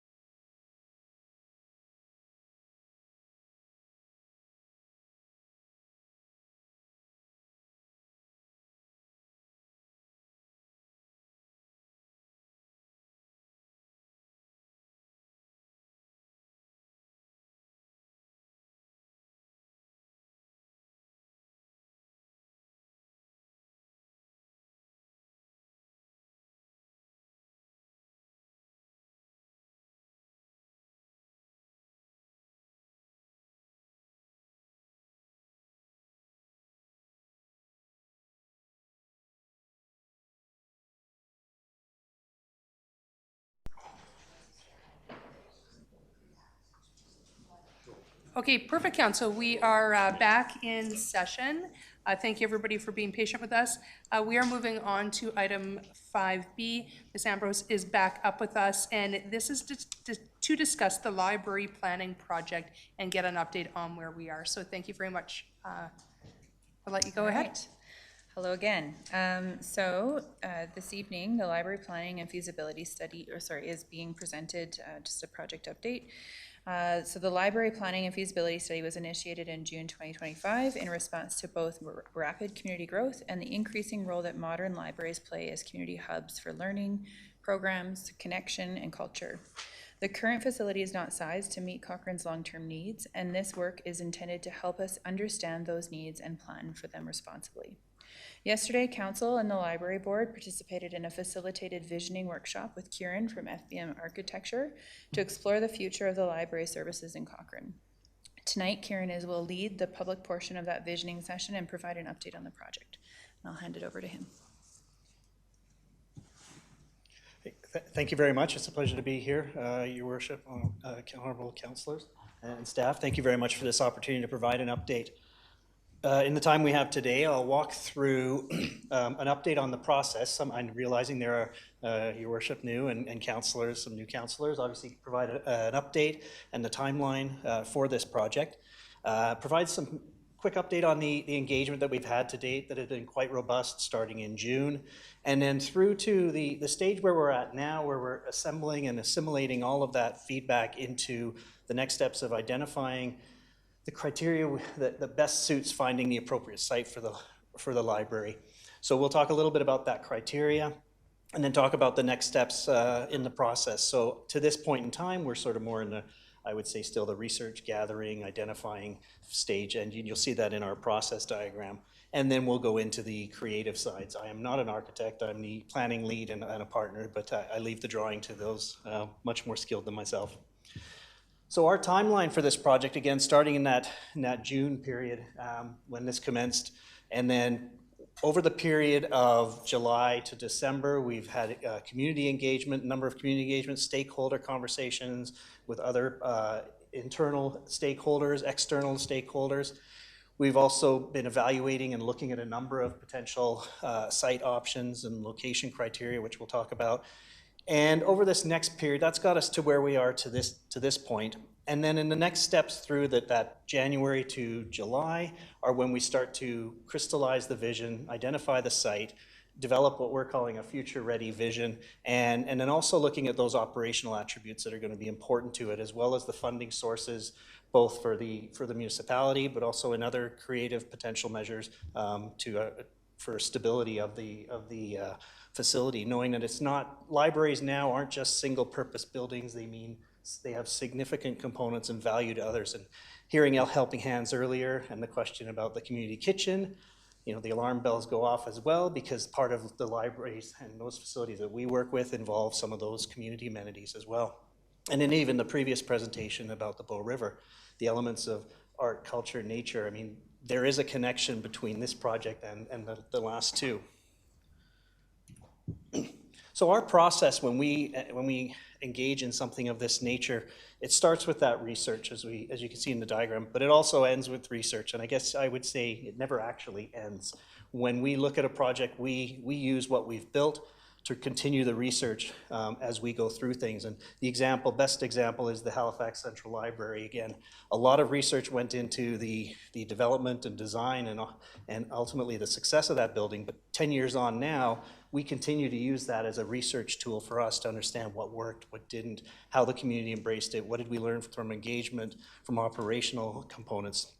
So again, this early stage, we're in this, what we call this assessing the market, assessing the opportunities. We're exploring through various groups and opinions and perspectives, the community views. And then through that process, we are discovering what the community wants, what the local stakeholders want, what some of the potential partnerships are. And we are at that's sort of where we are right now. And then we're going to evolve this into a more three-dimensional, start to bring things to life for what this could be. And then we'll put the design details and towards the implementation, which we saw in the previous presentation. Implementation obviously is the key. You want this to be a built and successful project and part of the community in a living, organic way. And then ultimately, the experience is what the users will define on this and how well it's used. And we see the library now. I spent 2.5 hours yesterday after our meeting just to watch and see and hear and, yes, eavesdrop a little bit on some of those conversations that might not be as quiet. But hear what people talk about, how they're using the space today, and thinking in my mind, how can I translate that to our team for that experience side of things. So that's our process when we engage in this. Just wanted to talk a little bit about, there's a great book for anybody that hasn't read it called Meet Me at the Library by Shamichael Holman. And it's a great book, but it talks a lot about these 6 pillars of social infrastructure. 2 in particular have great resonance for this project, and that's that the role of libraries to strengthen social infrastructure in local communities, and then also to cultivate that culture. And again, working with arts and culture and seeing how those were key pillars, even in the previous presentation. Again, those are things that really resonate for this project. Not that the other ones don't, because they certainly do, but I think this particular project has strong resonance for those components. So I'll talk a little bit about the engagement that we've gone through. We've broken this down into four parts. The first part is speaking with the leadership within the town, understanding the visions, the aspirations that leadership would like to see in this ultimate endeavor. And we held a council visioning workshop early in June and followed that up with a council visioning survey to send out and get some more feedback. That was followed up by a specific library board visioning session, which was online. We had an interactive conversation over online on that. That was followed up by a library leadership. So we've isolated the groups within to get various perspectives. And we had that workshop in October. And then we also went to the staff themselves at that next layer of granular insights with the library staff. Again, they live and breathe it every day, so it was great to hear some of their thoughts. And we start to see, even over the 3 of them, obviously they talk amongst each other, and we hear commonalities and common themes. And then we also we had a town leadership evaluation workshop with a number of site criteria, which we'll talk about. That was with the leadership, just to get a sense of the various departments, understanding what criteria, if we're talking with engineering, or if we're talking with infrastructure or other community social development, understanding what criteria they might see on a daily basis that can help to inform whether a site that we would evaluate as low compatibility or moderate compatibility. So again, we don't like to go into this. We might provide the first inputs, but we like to talk to the leadership to get their sense to how to sensitize these things appropriately for the market. Our next, and this started back in June, our partners in this project, O2 Planning and Design, with whom we worked on the municipal development plan, and we engaged them for the public engagement because of the success that they had with the MDP. We felt that they understood the community and could really hit the ground running, which they did. So we had, through this engagement with them, we had a series of community conversations. I think on the website we had over 1,100 views for the website, multiple social media posts to get the message out, both in print and paper form. We were at the Sounds of Summer event and a pop-up, as well as the station, and both of these we had static displays that were remained afterwards. We had online surveys. I know the community has lots of surveys but hearing the results of the previous and the Bow Valley, this one as well had great feedback on the community survey. And then there was those self-guided engagement booths, just pop-up static displays where people can go and look at various content themselves. So we had those in 3 locations. And again, the diagram you see there is just a snippet of a page, but as I said previously, these word clouds are quite effective in just popping out those words that resonate from these sorts of community engagement sessions. But we find that the community loves the library. They love the space. They want, but they want to experience more, and they know that there's challenges within the library itself in constraints right now. But again, there's strong support in the community for a library, and I think that in the arts and culture master plan that has come out too. Our third level of engagement that we undertook was through external interests. So these are groups that we look at this as far as possible co-tenants or partners, and not in a financial sense, but partners in the space. How can they use the space? What needs do they have? What's missing in their current capacities that a new library can't, well, the library today can't handle, but a future facility might be able to accommodate. So we met with the Stockman's Museum from this building here to find out their desires, their needs for space. Are they maxed out? Would they like to be in something that has more access or a broader market? Again, similarly with Chaps Museum, same thing, to find out their challenges, whether they're happy in their current sites, and just without no preconceived ideas going into this. It's just to find out how they view the library as well, and the importance and potential opportunities. Campus Alberta Central was another group we talked with. Now that's more on the academic side of things, a group that's looking to increase their medical training facilities and certain limitations that they have in areas right now. And the example from that conversation was that the space at the station, the size of the rooms is a little too small, but they need spaces that they can't be flexible because the beds are 450 pounds. They can't be moving them around. So they need a fixed space, whether it's 1,000 square feet or 1,200 square feet or 1,500 square feet. But they want to grow their program, and they're looking at communities like Cochrane where they can look to expand their services as well. But the station isn't compatible for them because it needs to be flexible for various users. So again, conversations like that were valuable. We also met with Garmin. We know and appreciate the value that Garmin has for the community. They love the community. They view the downtown as a campus for them, and we know that they have a significant interest in the community. They themselves continue to grow, and through that growth, there may be opportunities for them to take some space. Maybe it's space for presentations or meetings or others, and maybe it's also sponsorship types of spaces. So again, there's opportunity to learn from what their needs are. And then Take a Bow Theater, we had a nice conversation with them, obviously using space here as it is, what they're looking for their growth and for their target audience as well, and what type of a facility could attach and be part of a potential library. So again, understanding what they're looking for, where they're looking to go, any challenges that they face. Rocky View Foundation, again, if we start to see all these pillars of various entities, Rocky View Foundation being more on the affordable housing and nonprofit housing, looking at opportunities as to how they can integrate themselves into communities in mixed use types of forms, where they might provide the housing in conjunction with a development that might have a library as an anchor facility. So again, non-traditional, but these are things that we start to see across the country where affordable housing is above municipal services. In Revelstoke, the municipal building in Revelstoke has nonprofit housing above. So again, these are maybe non-traditional, but these might be opportunities. But again, we're trying to understand what groups are looking for, how we can possibly shape this project, or even if it's not this project, how can we welcome them and try to find something else that might be appropriate, or make the introductions. And then Lions Club, we're aware of that there's an opportunity there, but we haven't had any conversations with them yet. We're still working through that, but we realize the importance of having a conversation with a group like that who have a large piece of land and want to evolve in their offering as well.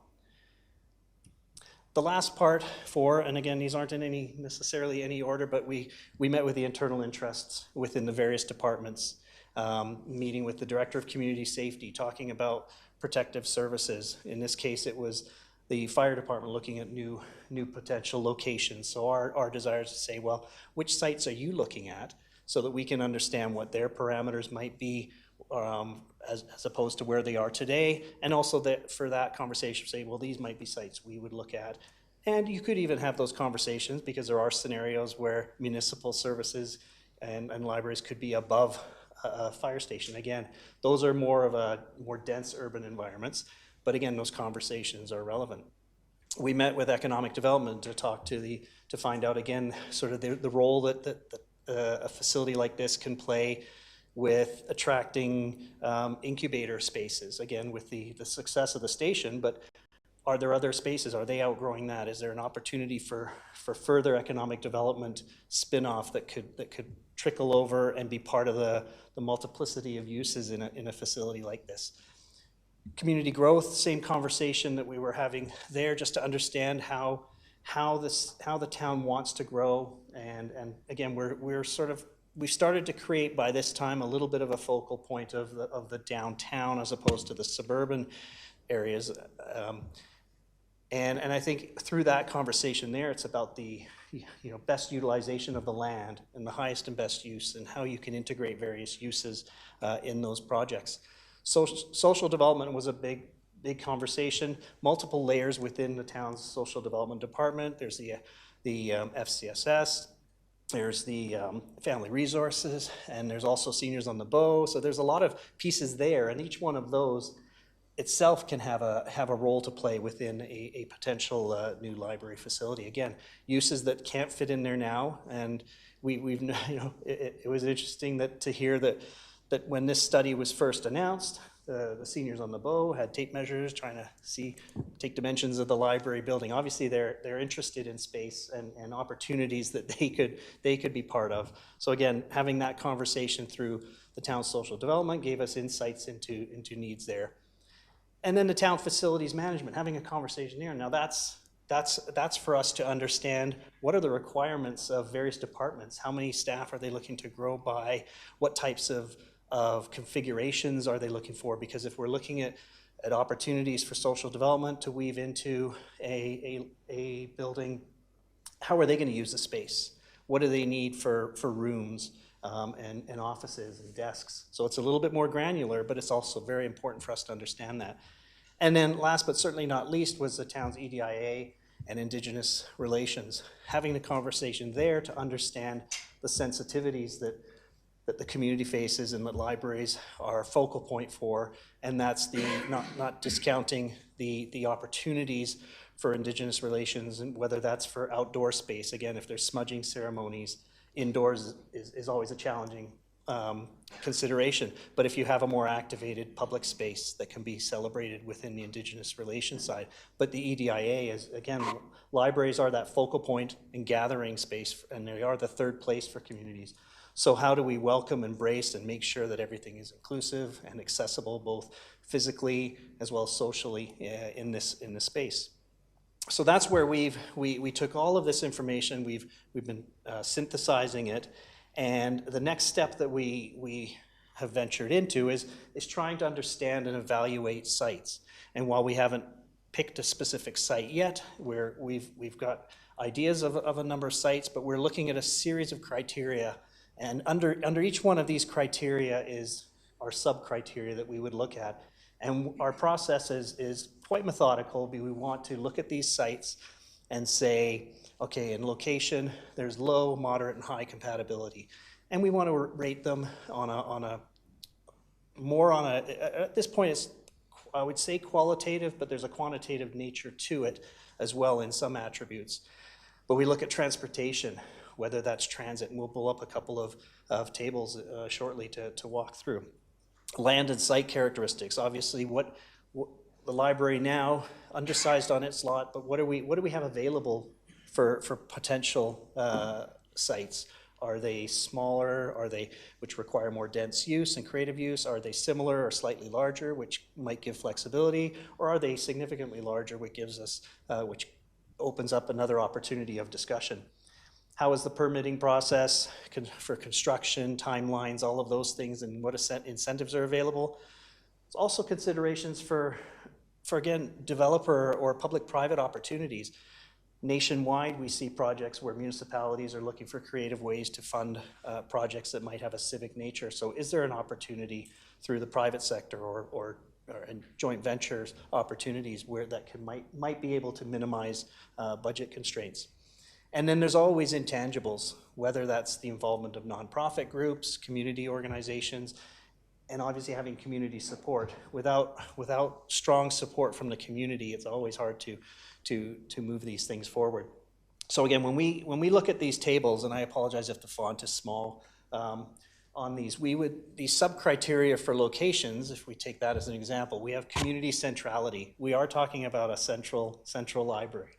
Now we realize there's suburban growth dynamics at play. But the future, the idea and the consensus that we have heard to date is that people want the library to still remain at the center of the community, and that it doesn't discount the future growth that might be satellite operations that can be serviced through smaller, more efficient book repositories.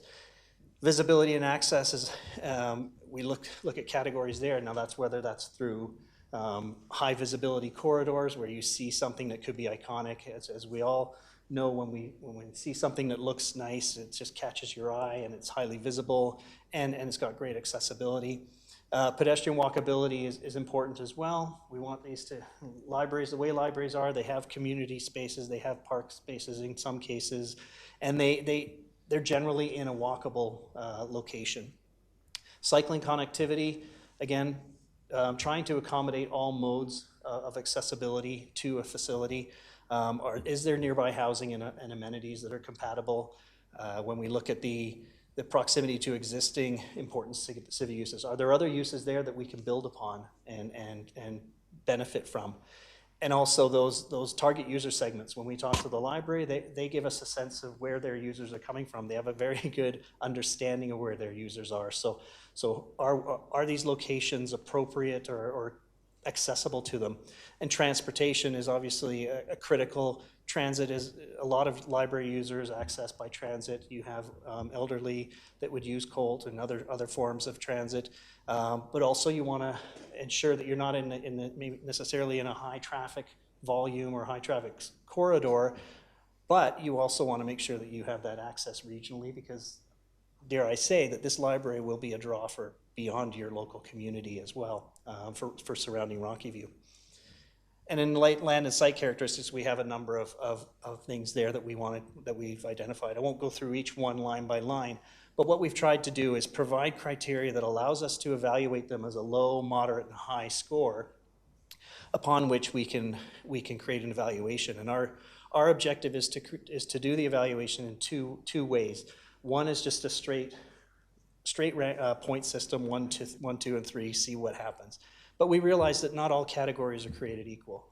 Some have a higher weighting to others. So we do also want to look at a weighting scenario that helps to further sensitize certain elements that might have a much more stronger weighting. Continuing that criteria into other ones, through the conversations with staff and various departments, understanding the servicing capacity. Is it a site that happens to have servicing ready, or does the infrastructure have to be improved, and what are the implications of that? Permitting, again, I think when we're talking about land that might be pre-zoned already, ready to go, not that that's hurdles you can't overcome, but again, understanding that, are there environmental considerations that we would need to look at? And then when we look at that developer partnerships, we've broken that into two layers. One is sort of the privately owned land that a developer might have that may be an opportunity for conversations, or is it a publicly owned land where the municipality might look at considerations where they own the land, and maybe it's a land lease or a longer term ground lease scenario where someone can be a partner in the development in that way. And again, those intangibles are obviously, as I talked about, you have the community support, post-secondary institutions. We've talked about the Campus Alberta. I mean, that's a highly specialized element of academia and training, but there might be other opportunities that could present themselves in the future. And nonprofit social services, the emergency protective services, from our sense, that's probably not likely to be the case, just because of land limitations more than anything else.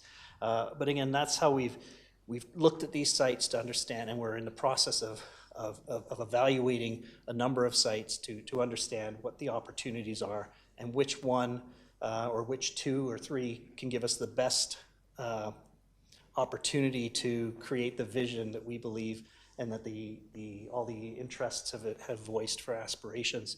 And again, I would say that and apologies while I just look down here, is that sort of when we had all these conversations, we identified some guiding principles that seemed to resonate with this particular project. And the first is that it's about inclusivity and belonging.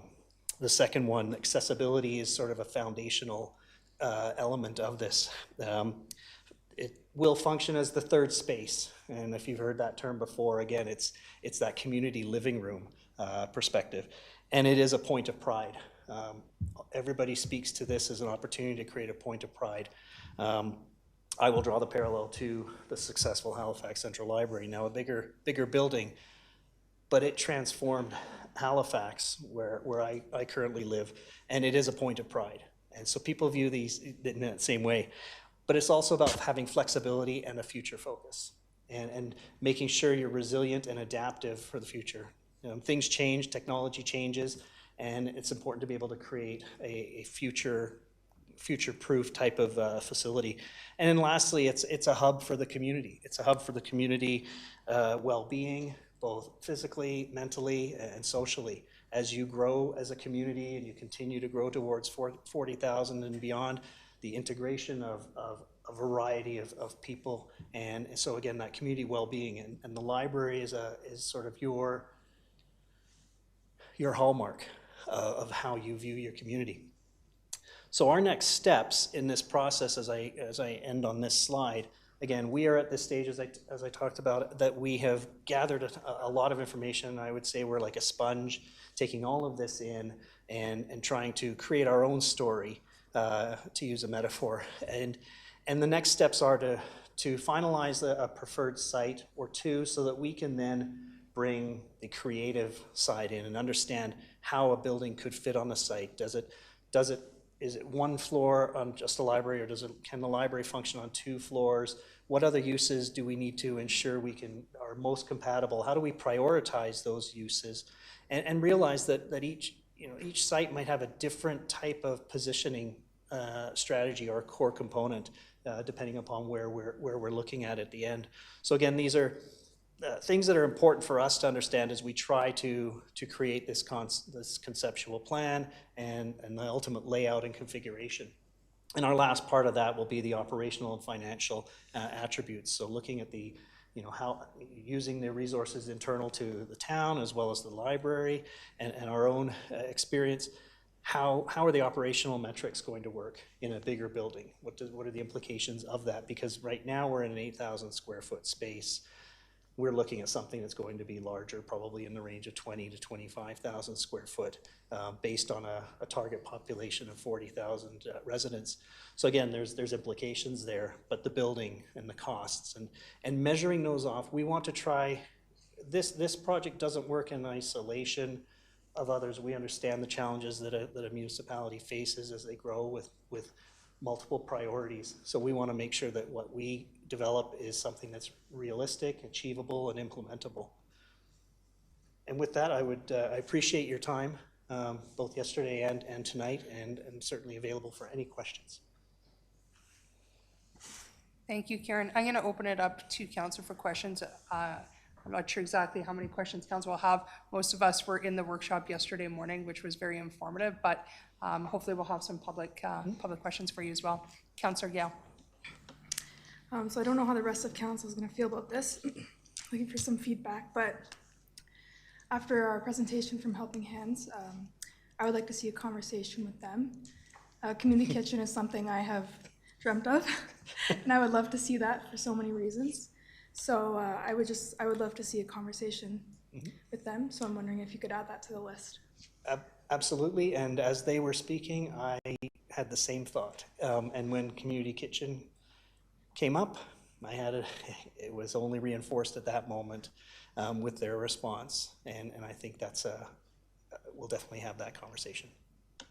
And just to follow up, I don't know if you'll know this on the top of your head, but would you say it's fairly common for libraries to put community kitchens in them, being that we're now moving more towards it being a hub? Or would you say it's still kind of a unique situation? I would say it's not common, it's increasingly accepted. as an opportunity. The challenge with community kitchens is you face competition for ghost kitchens in industrial areas and others. You also, I know in the previous presentation, it was raised about, market spaces. If you have an indoor market or permanent year-round market, that's where we find some of those community kitchens.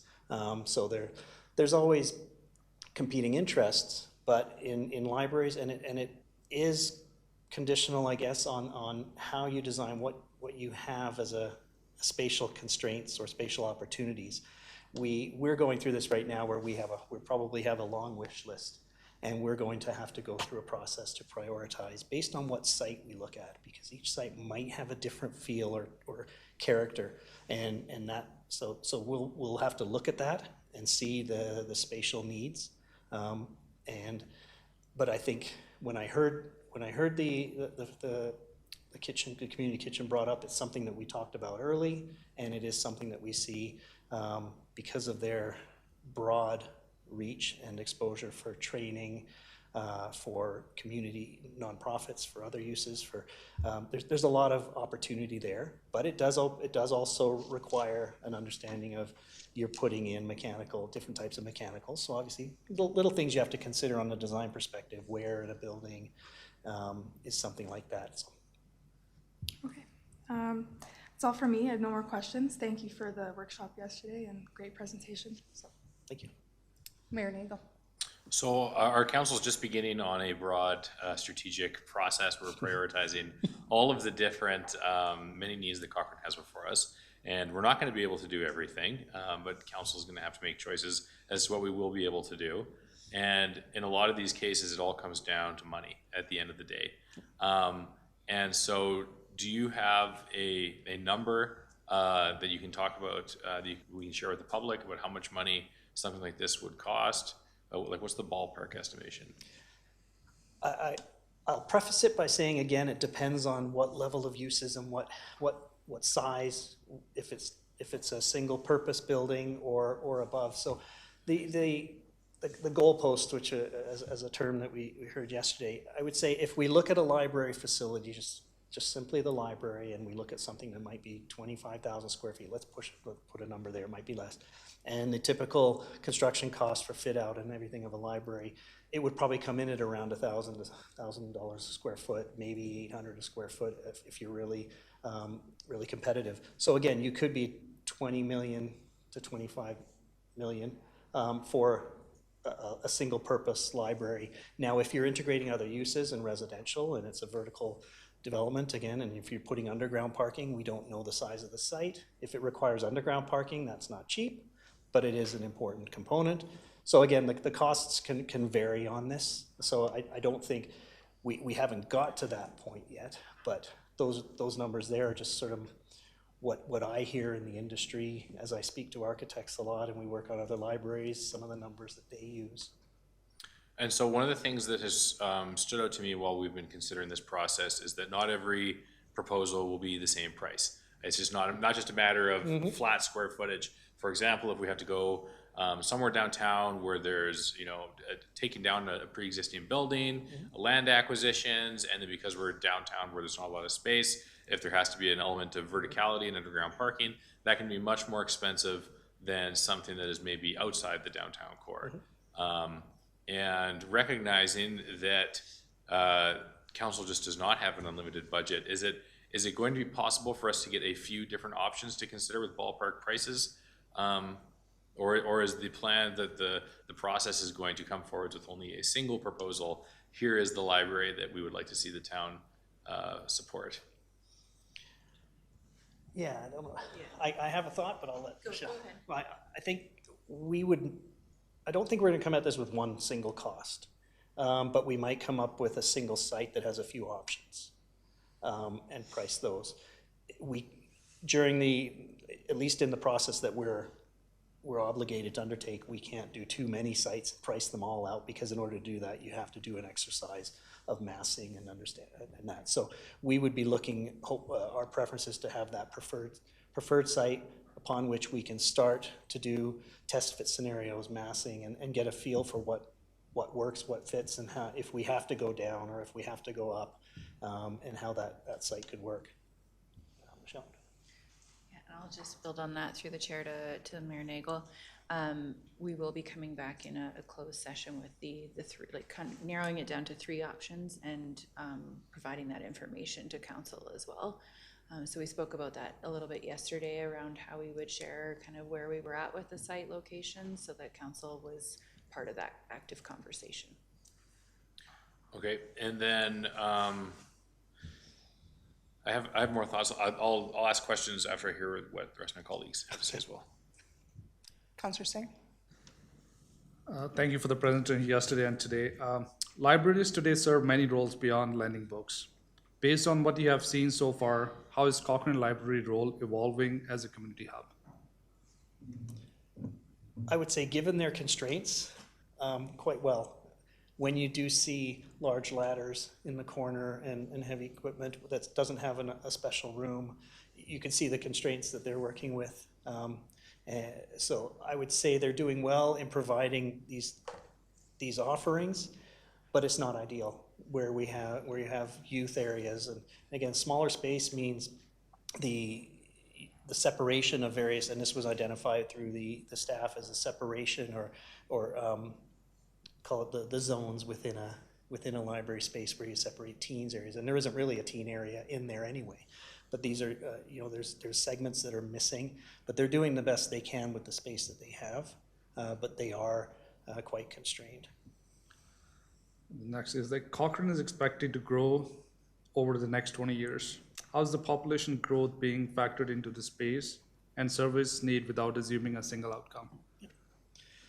And that's where this rough figure right now of about 20 to 25,000 square feet is if you're looking at a population of 40,000 using typical comparable community square foot per capita type of space configurations. Right now at 8,000 square feet, they are undersized, and we would expect that they should probably be in the range of probably 2 to 3 times that size for sure, at least more than 2 at least.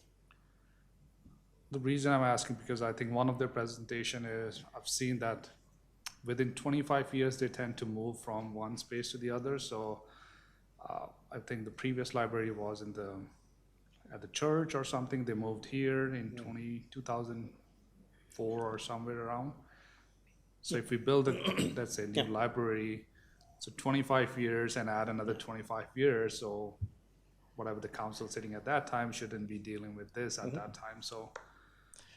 Great question, and I think that speaks to the potential for suburban opportunities, and for I think this is a good conversation about his worship's question again. The idea of this as a central library, if you grow to aspire to that 40,000 population and you build it to size for that future growth, the growth that comes after that can be accommodated in your satellite operations.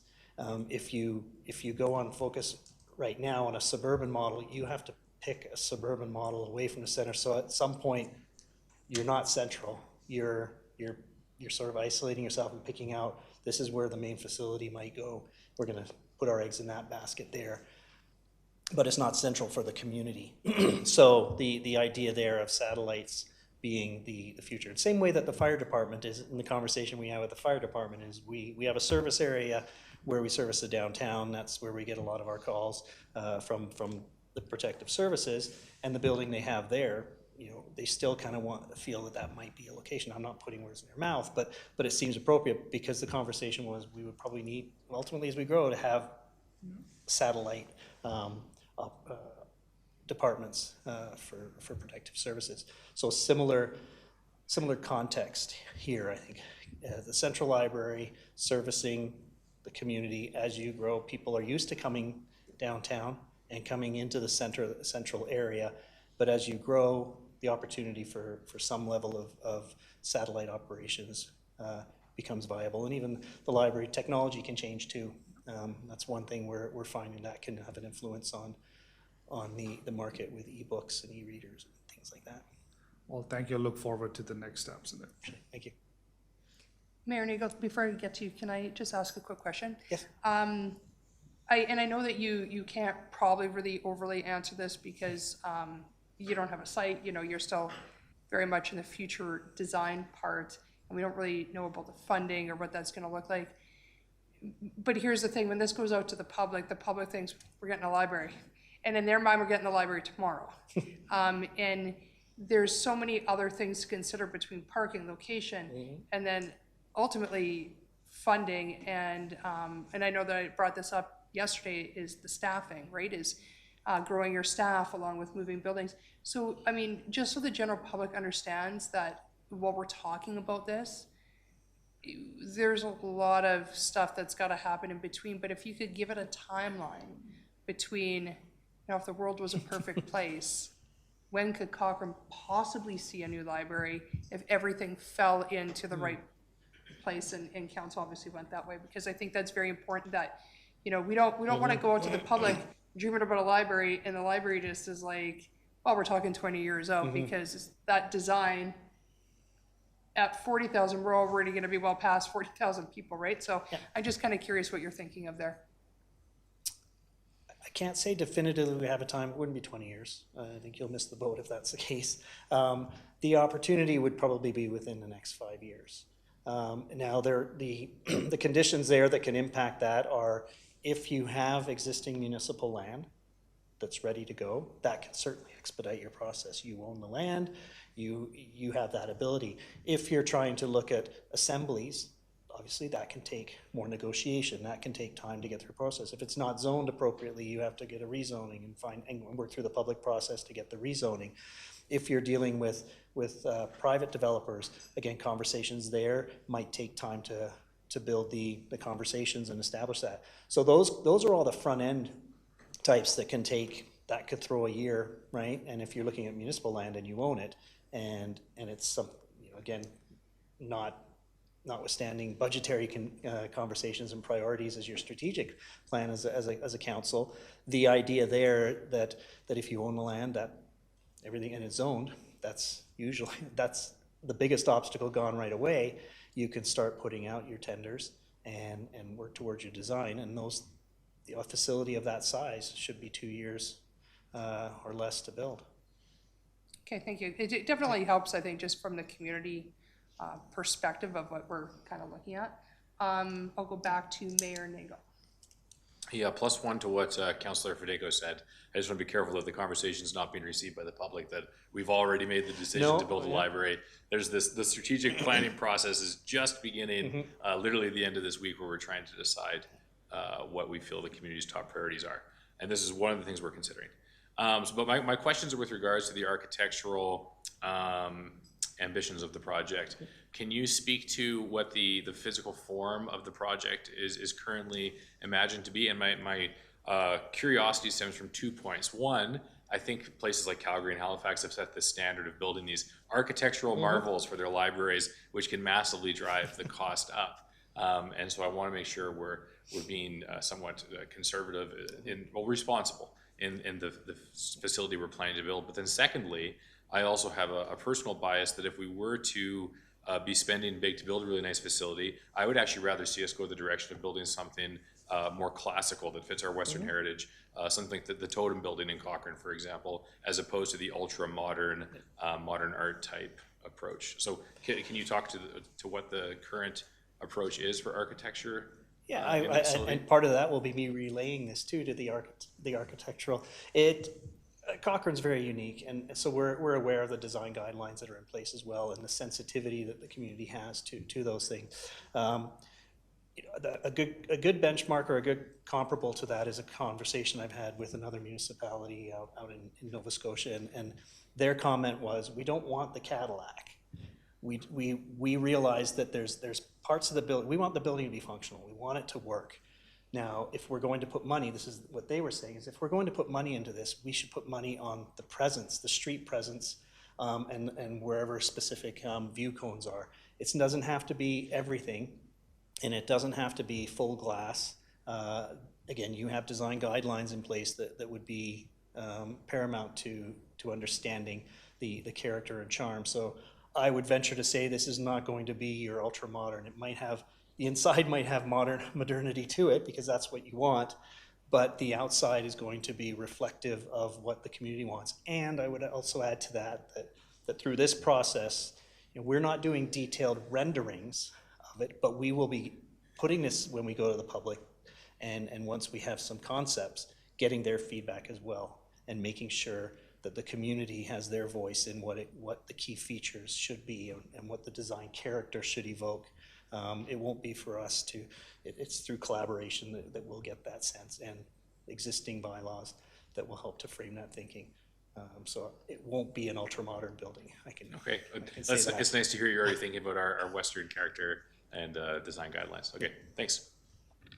Councillor Wilson. Thanks for the presentation, Kieran. I missed the Sunday brainstorming session, but I just came off 2 years on the library board, so I think I'm relatively up to speed on how things are going there anyway. Two assumptions. One is that the current site of the library is being considered amongst the sites that we're looking at? Yes, it is. Correct, yes. And then another assumption is that the current building is at the end of its useful life, you'll say, and needs to be demolished once this is, we figure out the path forward here. Is that correct too? I haven't heard. It's a possibility, yeah.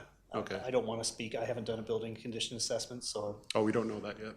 Okay. so I can't speak to that, because there's lots of creative ways to fix up buildings, if that site wasn't chosen. So again, if that site was selected, in all likelihood, the building would come down, because you couldn't, you'd be in a scenario where one of the criteria that we have is how does the library function during construction of something? And if that's a site that's chosen, that would be a consideration. You'd have to probably build on you either have to tear it down and build it in the current site, hence that question, or you build on the parking lot side and find parking elsewhere. So that's a phasing type of construction question. So, but I haven't been given a building assessment. Fair enough. And then the other one that I see on community chats or chatter is just add a floor to the current building. Is that even a possibility? No. I assume no? Yeah, okay. I just wanted to ask about your experience. It sounds like you've overseen these around the country, at least, nationally in Canada, library Yeah, builds. in Atlantic Canada and now we're working in Regina. Okay, what are some of the creative things you've seen with cost-sharing arrangements, or what things have you seen around the country where libraries go into existing buildings or partner with businesses, or anything to remark there, just to expand what possibly could be expected or seen here? It's an evolving process. It's not it's a non-traditional concept, and the idea there is that working with private developers who might be building mixed-use buildings, for them to look at an opportunity where they could have a fixed tenant for 20 years of constant rent, it saves them having to do anything. So those are always considerations that, and I think when you look at the examples in Revelstoke where the municipal building takes the whole ground floor, again, these are evolving considerations, much like we see fire halls at the base of residential.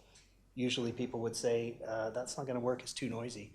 The reality is it's actually not. It's noisier for the buildings across the street and elsewhere because the sirens don't come on in the building and they're gone. By the time they turn them on, they're on the road and gone. And when they come back, they're off. So it's actually a misnomer that fire departments and emergency response stations below residential. It's the mechanical that you have to deal with in those ones. So there are scenarios there where the private sector is open to having those conversations to look at creative financing. Are there a lot of examples? I don't know of a lot. We can research that a bit more. But that's, as I said, this is an evolving process because many municipalities are facing budgetary increases. Public-private partnerships are certainly evolving. Integrated project delivery methods are becoming more common as well. Now that's an architectural term and I can't speak to the detail on that. I just hear it every day in the office about new types of projects where they're finding new ways to deliver them. So those are certainly potential considerations. Okay, great, thanks. Look forward to how this manifests as we go into the future, and will be interesting to see how it takes shape. Thank you. Thank you. Thank you, Karen, for spending the last couple days in our community. And I think, it was stated around here before that yesterday's workshop was very valuable for us as council, and I'm sure the members of the library board. I get to meet with the library board tomorrow at their meeting, so I'll probably be able to get a little bit more information. I too look forward to this discussion as it comes up.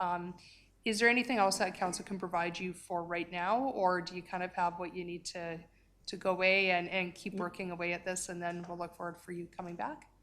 I think as we can, the quicker we can identify and hone in on potential sites, the better. That's really the biggest variable for us at this point in time, as architects are waiting to draw as they are. Their pens are ready and the creative juices are there, but we're just looking to get that ultimate direction. Perfect, and I do know that Mayor Nagel did say that, and maybe this is your comment, that he does have like a June 1st kind of timeline to bring it back to the Correct. strat plan. So I'm not sure if that's, Mayor Nagel, where you're going, but I know that was high on your list yesterday. June 1st, it's a big day. That's not my comment, though. What process can we go through for council to make a decision about what site we may want to put forward for serious consideration for a library? If that's really what we need to have a conversation about, I think we should get a formal discussion and conversation and decision about it. Through the chair to Mayor Nagel, I will be bringing forward a closed session item in the coming weeks. Yesterday, we added a location, so we're wanting to make sure that we do the full evaluation of the chart that Kieran had shared, and then we'll be having that conversation with you. And then for the members of the public watching the council meeting, we do that as closed session because it has material impact on nearby property values. Exactly. And so it's subject to the Municipal Government Act regulations. Yes. Yep. Okay, thanks. Perfect. Well, we'll look forward to seeing and hearing more information in a few next coming weeks. Thank you. Thank you very much. All right, Ms. Ambrose, you're still up. We are moving on to item 5C, the Natural Environment Protection Task Force, the 2026 work plan and reserve funding request. All right. Hello again. So this round, I'm here to present the Natural Environmental Protection Task Force 2026 work plan and the associated funding request. The purpose of today's presentation is to share how the task force intends to fulfill its mandate over the next year. Throughout 2025, the task force worked through an evaluation process to understand how best to prioritize its mandated areas. And this included identifying what could be achieved within the current 2-year term, what was most aligned with council's strategic priorities, and where there were opportunities to build partnerships, leverage data, and create long-term value for the organization. That prioritization work led to the Focus 2026 work plan before you today. The work plan is ambitious and well-structured. It directly supports council's environmental and community priorities and enables us to begin generating the baseline data and stewardship capacity that the town currently does not have resources for. Funding is required to initiate the environmental assessments and support education initiatives, and timely approval is essential to completing the work within the task force current term. Administration is returning in the coming weeks to seek council's direction on the funding request and endorsement of the work plan. So the task force was established by council in late 2024 with a 2-year term and a clear advisory mandate to administration and council on matters related to natural area protection and stewardship. Its role is not operational, but strategic, helping the town better understand environmental conditions, opportunities, and long-term stewardship needs. Through this structure, the task force strengthens decision-making by bringing community expertise, environmental knowledge, and volunteer capacity. The terms of reference identify 4 deliverables within the task force 2-year term. First, the development of environmental education and stewardship programming. Second, an environmental assessment study of natural areas with recommendations back to council. Third, exploration of funding opportunities and strategic partnerships that support environmental protection. And fourth, annual reporting to council on progress and outcomes. The task force reports to council through administration, and the work is organized through subcommittees to make progress more focused and efficient. These subcommittees include environmental assessment, education and stewardship, and the connectivity strategy. Partnerships and funding are built into the assessment and education subcommittee work. This allows the task force to divide work between technical, education, and partnership streams while still bringing recommendations back through formal channels. The 2026 work plan is attached to council's report. The focus areas of the work plan include conducting 6 environmental assessments, developing environmental education and stewardship initiatives, building partnerships and funding pathways, and reporting back to council at the end of each year. Collectively, these initiatives help build the town's ecological knowledge base, engage residents, and position council to make informed decisions on the protection of its natural assets. There are 6 natural areas identified for assessment in this first phase.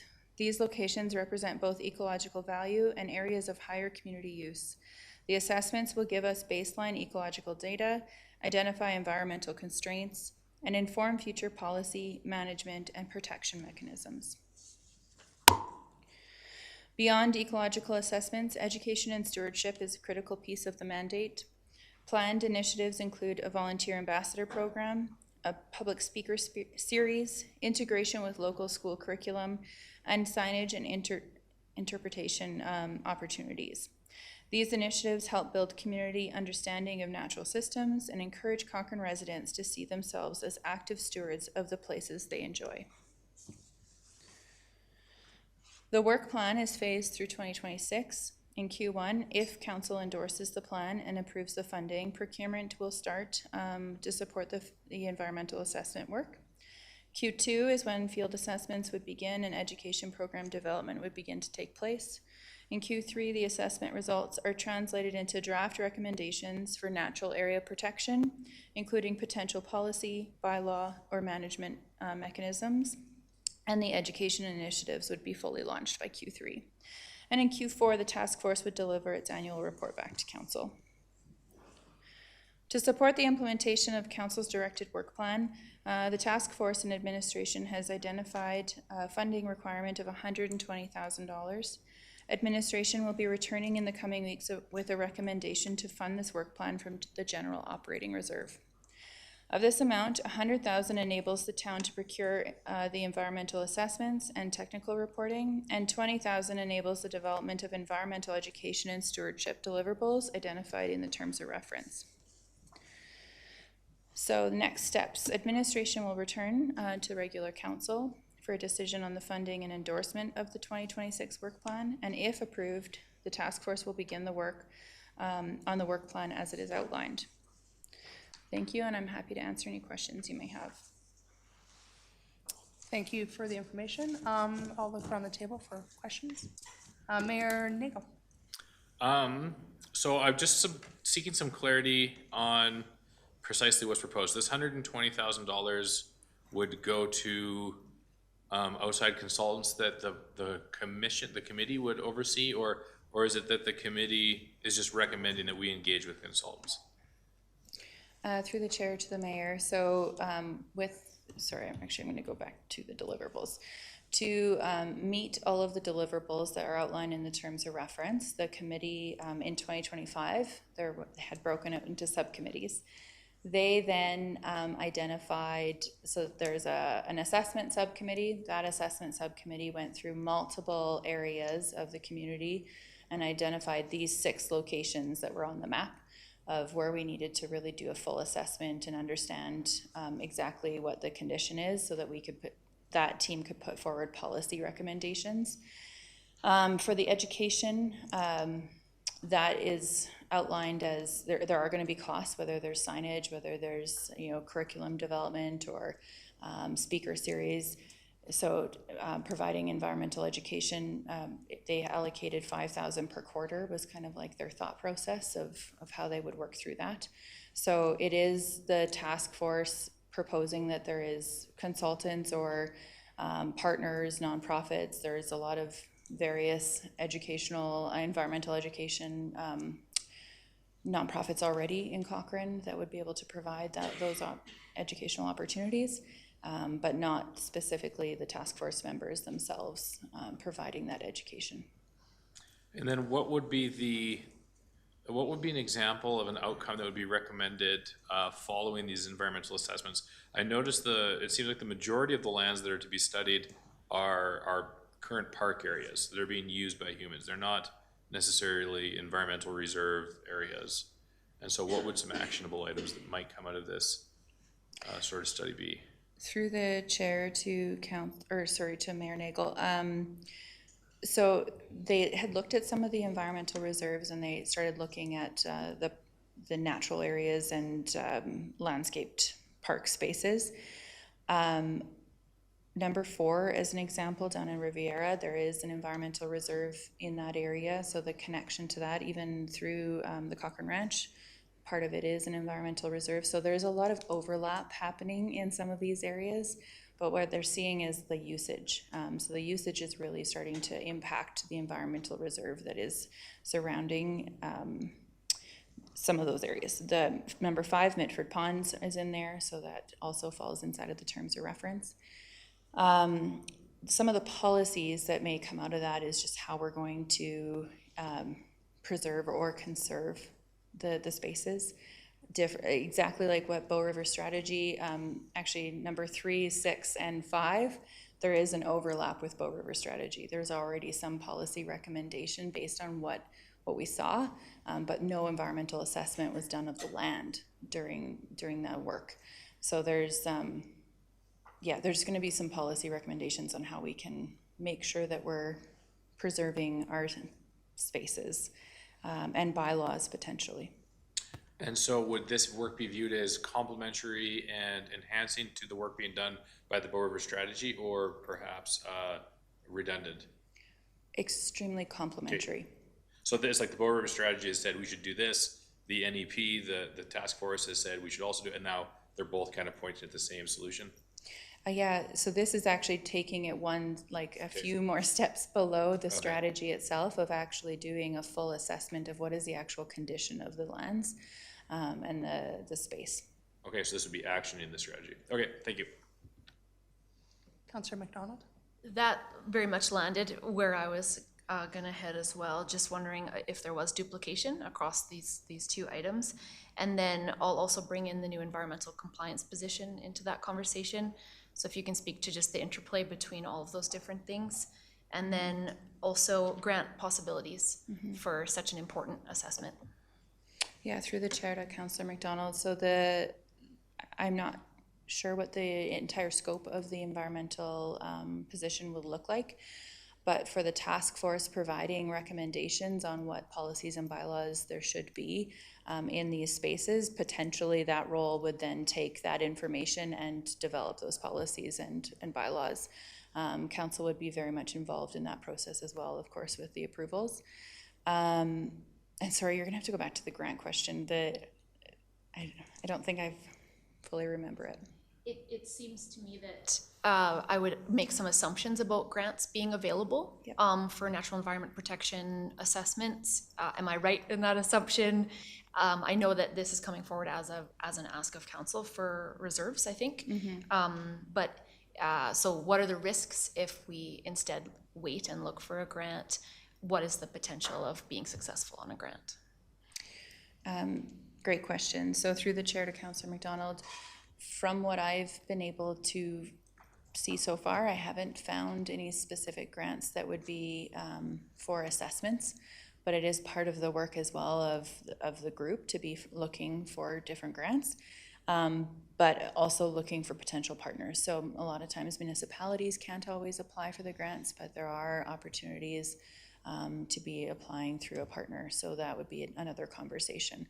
The risk of not moving forward with the assessments right now is there are different environmental rules around when you can go into areas and do full assessments that we would have to be considering. There is also an RFP process, so our team would need time to make sure that we're following the proper procurement process. So waiting for a grant would delay the work.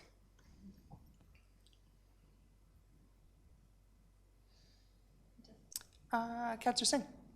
Thank you. Is this a one-time request, or it'll be yearly request? Through the chair to Councillor Singh, so the term for the Natural Environment Task Force is, I believe the wording in the terms of reference is 2 years from its meeting date. So our initial meeting date was in February 2025, so the term of the task force is February 2027. So they had these deliverables that we outlined here, so it is a one-time ask, and essentially it's intended to make sure that it's a support to administration to kind of get our feet under us in the environmental conservation area. Would you go back to the map, please? Yes. For the number one, what this assessment will help the bridge, which is coming from Heartland, would that study be part of it, or because I know they have delayed the building that bridge connection, like would that help in there, that connection part? Through the chair to Councillor Singh, the bridge connection would not be part of this. The inside of where you're talking about with the bridge and the pathway, the Yeah, future the pathway, pathway. So that's inside of the Alberta Transportation easement and then moving over to the CPKC easement. So our teams internally are working on that currently. And all of the environmental assessments that would be required to do that are being completed through that work. And that budget was approved through capital budget in last year. So this won't complement or supplement, okay, No. no problem, okay, thank you.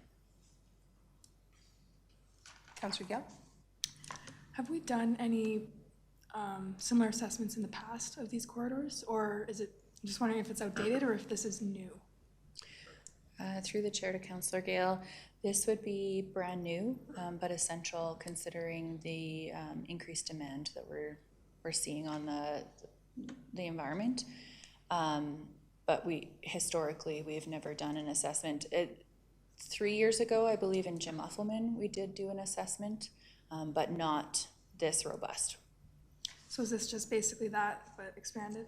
Yes. Similar, okay. Yeah. That's all. Councillor Wilson? A similar question to what I asked in the similar presentation earlier about the Bow River strategy, Michelle.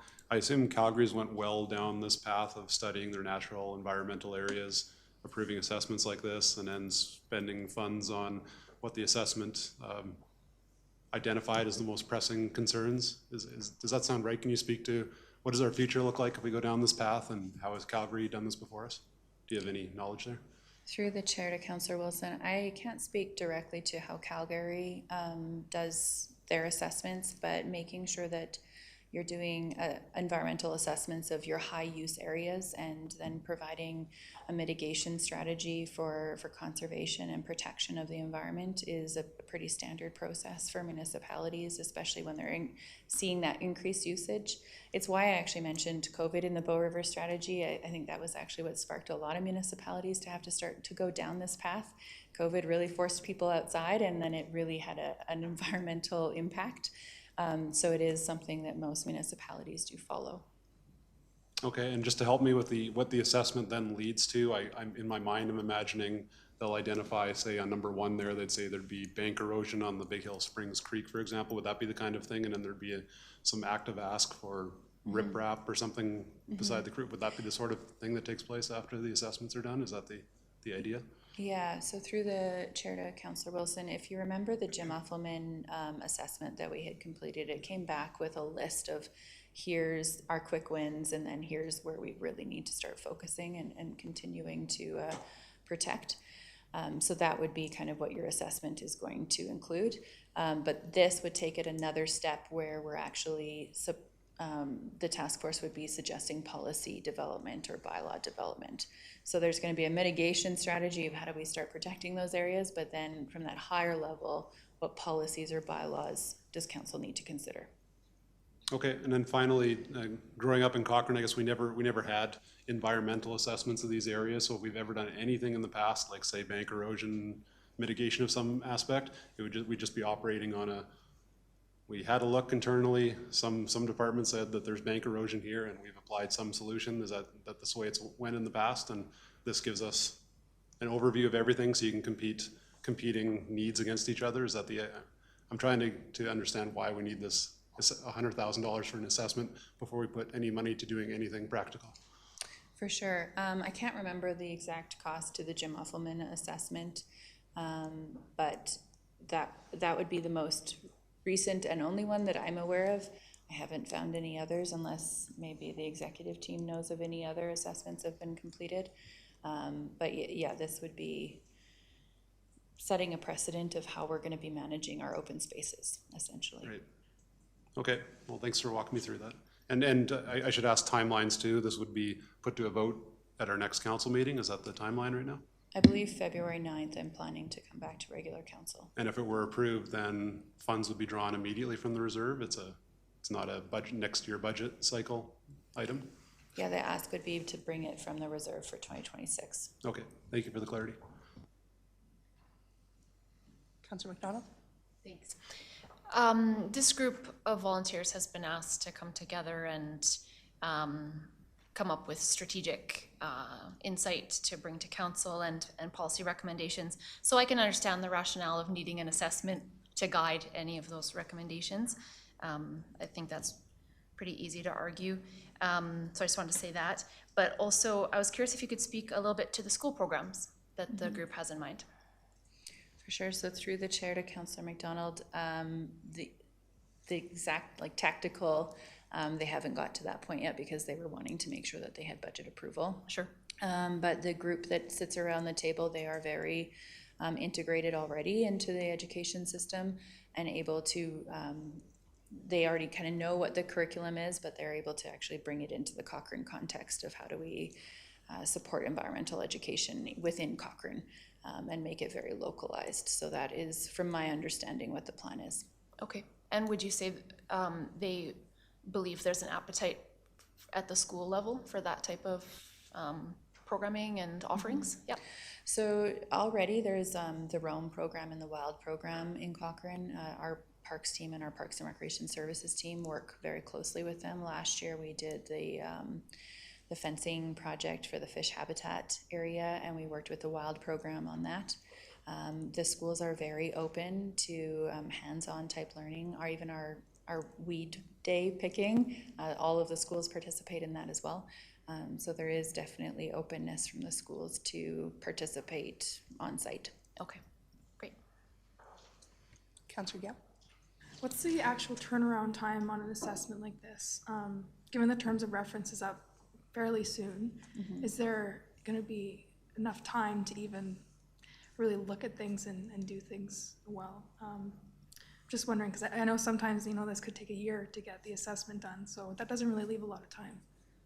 Through the chair to Councillor Gale, with the assessments, it really did, we would launch our procurement after we know that the funding is approved for the RFP, because the group had done so much work in 2025 to kind of identify exactly what we needed. We have a pretty good framework of what that RFP should look like.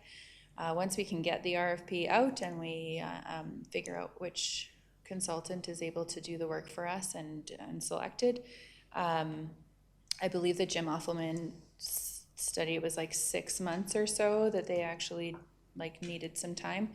It's a combination of field work and desktop studies and various things like that. With Bow River Strategy, it was about a 6-month window. Okay, that's all. Thank you. I guess that just leaves me. I do have a couple questions. I imagine that, was this the idea that the task force felt was the best way to get what they needed, the work that they need to do? This was kind of their idea, driven by them, that we can move forward. I guess we haven't, new council, we haven't really had any sort of update on kind of where they've been at for the last little while. So just curious if this is really being driven by them and being able to push their work forward.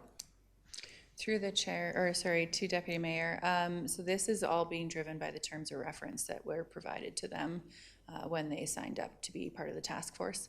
So in February of last year, when we started, we separated into subcommittees because each kind of individual had a different area of interest that they kind of saw themselves inside of the deliverables, and then started coming up with different plans. So the assessment group actually, like I said, they did a lot of work last year going out to different sites. They engaged through different channels with residents. They even went as far as actually reaching out to all of the applicants that had applied to be part of the task force to kind of get their feedback on some of those assessment areas. But their main driver is the deliverables that were outlined in the terms of reference. Yeah, perfect. I know what it's like to be, if you're a volunteer sitting on a committee and then you seem to be spinning wheels or not really going forward, then you lose the momentum of having really great volunteers wanting to do the work. And I do believe that committee had so many just incredible people who wanted to join. So I'm glad to hear that we're gonna, you know, at least if we fund it, to be able to push forward to get some of their work actually done. Another question I had is that, is there any tie-in or look at the wetland policy while we're doing some of this work? To Deputy Mayor, the other kind of list that the task force can support with is the high-level policy bylaw recommendations. So if there is a desire to be reviewing the wetland policy, that is something that the task force could provide feedback on. Yeah, I think that's, that to me would be important. Like Mayor Nagel said, like, I mean, you know, you take the Bow River strategy, you take the wetland policy, you have this group doing assessments. To me, it just only makes sense for them to all correlate together, and so that we're not repeating information, or we're not missing big chunks of information altogether. I think that they all go together. And the only other thing that I wanted to highlight is that you said that if this isn't funded, then there's other issues that are on the negative side, right? Which then probably brings us into the compliance officer might have to then become way busier on his end, because now we're not complying with some of these things. I think I can only speak for myself, I guess, that it feels like the environmental kind of portfolio hasn't necessarily had such a huge focus, but I think over the last couple of years, some of the things that we've seen go on in the community, we realize that this is something that we absolutely is a must that we need to get on and make sure that we're protecting. But I just want to make sure that we're not doing silo work or repetitive work. If we're going to do the work, let's just get it right and make sure that everything is coinciding and taking a look at it all. That would be my only suggestion. Mayor Nagel. I just want to add that I think that's a great suggestion, the wetland policy piece, that if we could get the task force to use their expertise to make some recommendations on how to protect our wetlands better, I think that'd be really useful. The one area where I think it was proven that we have a shortfall in our policy is up in the Willows, where there was that one wetland that was supposed to be protected, and then after the neighborhood was built out, the developer came back and said, well, the wetland's been destroyed, so can we build on it? It should have been protected properly in the first place. And then just another policy, since we're at it, I'd love to hear about wildlife corridor policy. We have so many deer and other coyotes as well, all over Cochrane, and they're just continuing to coexist with people, and I think we should have a wildlife corridor. Thank you. Thanks. Councillor Gill. I was also just echoing that. Major election issue for me was wetlands, and our policy is very just hasn't been updated in years. So I definitely like to look at that. And then I echo what the mayor said about there's so many, there's so many deer and coyotes, and I think it all needs to be part of a bigger plan. So that's my thought on that. Thank you.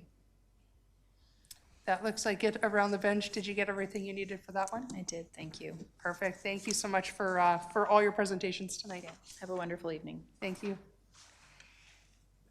Council, we're okay to proceed? Okay, so we are going to go on to 5D 2026 Property Assessment Overview. I'd like to call on Mr. Ryan Lodemeyer, Manager of Assessment Services.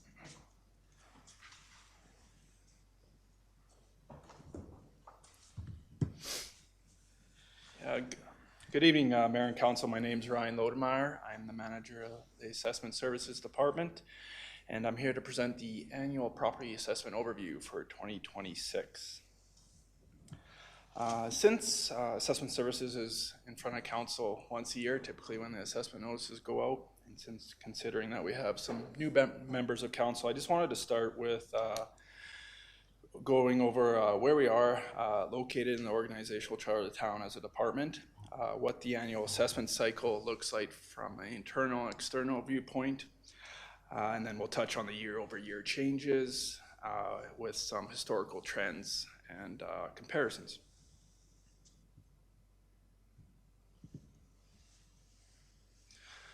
So as you can see on the slide here, where we are located under the corporate services umbrella in the financial services division there. Our department consists of myself as the manager and 5 dedicated full-time employees.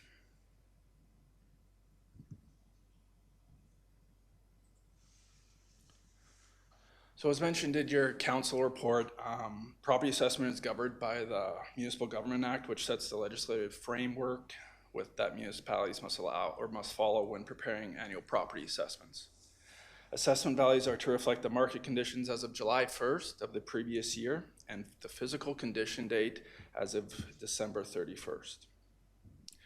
The flow chart demonstrates the annual assessment cycle starting in January, when assessment notices are delivered to property owners, initiating a legislated 67-day inquiry period where property owners can inquire about their property assessment values. Typically, assessment notices are mailed out mid to late January, which brings us to around end of March or early April,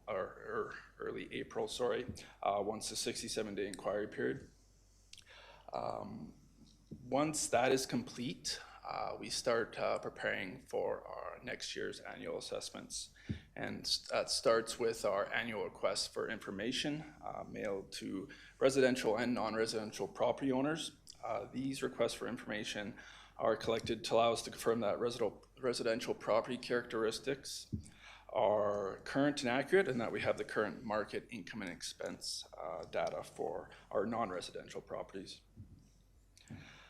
Residential properties are reviewed on a 5-year review cycle, and approximately 20% of the inventory is verified each year. How we do that is the reviews are completed by neighborhood, ensuring that every residential property is reviewed once every 5 years.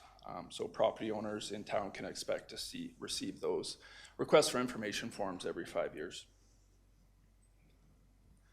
Moving on through, just back to the assessment cycle there. Moving on, so that'll take us, again, as I mentioned, the inquiry period will run us from January to March or April. In May, our annual requests for information are mailed. Through that is we're collecting that information and entering in the data. Once the valuation date of that July 1st is up and we have all the sales up to that valuation date, we'll start reviewing and completing our analysis of those sales and preparing those assessments. While we're doing that, we'll also have assessment appeal hearings for any complaints filed on property assessments. Those were typically run from anywhere from June and into the fall now. Moving on to October there, you'll see the supplementary notices. So while we're preparing the annual assessment values, we'll also complete and deliver supplementary assessment and tax bills through the MGA and associated municipal bylaw. We assess and tax any increase in value from new construction throughout the tax year. This is a one-time bill for new construction, and a 67-day inquiry period is applied for those assessment values as well. And that takes us into year-end in December, where we're finalizing the assessment notices and get ready to send them out again for another assessment year. Moving on to the next slide, represents our year-over-year changes to our residential assessment base.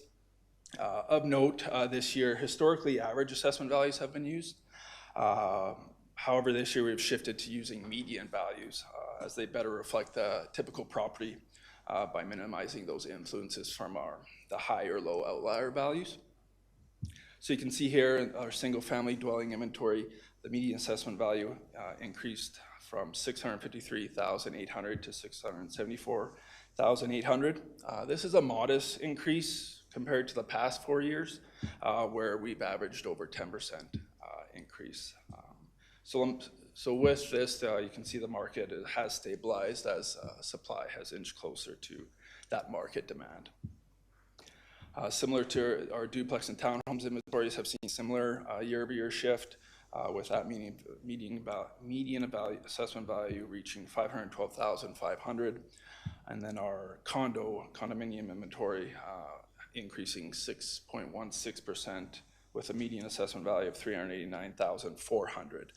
This increase is mainly driven by the townhome condominium inventory, as apartments were fairly stable. And just for reference, the Calgary Real Estate Board releases regional stats for Cochrane on a monthly basis. The detached benchmark price for Cochrane in the June 2025 report, which, keep in mind, again, that's the valuation date for the property assessments are July 1, 2025. The detached benchmark price was reported as $686,200. So that's fairly close to our single-family dwelling median value of $674,800. Different to the values is that Real Estate Board is using listings or sales from their multiple listing service. So they're just using sold properties, whereas assessment where our data includes the sold and unsold properties, so all the properties within the municipality. Moving on, we have the historical residential value increases. So these are representing the median value increase over the last 5 years. As I mentioned, you can see from 22 to 25, we average over 10% for single-family dwelling and duplex townhomes, as well as our condominium inventory. And then the 26 years has steadied off with that 3.21%.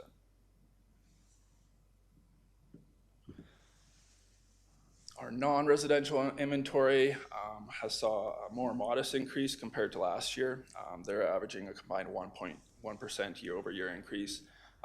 Increase in supply and stable market rents have stabilized that value growth. Last year's shifts for reference were 4% for commercial and 10% for industrials.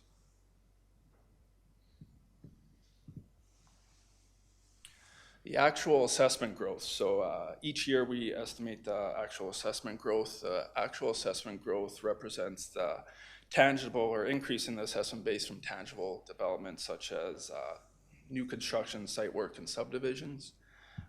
As you can see, the actual growth reached 4.20, which was slightly above the budgeted 3.75% estimate. Key contributors to this growth included multiple residential subdivisions, dwelling completions, the co-op development, and several new multifamily units coming online.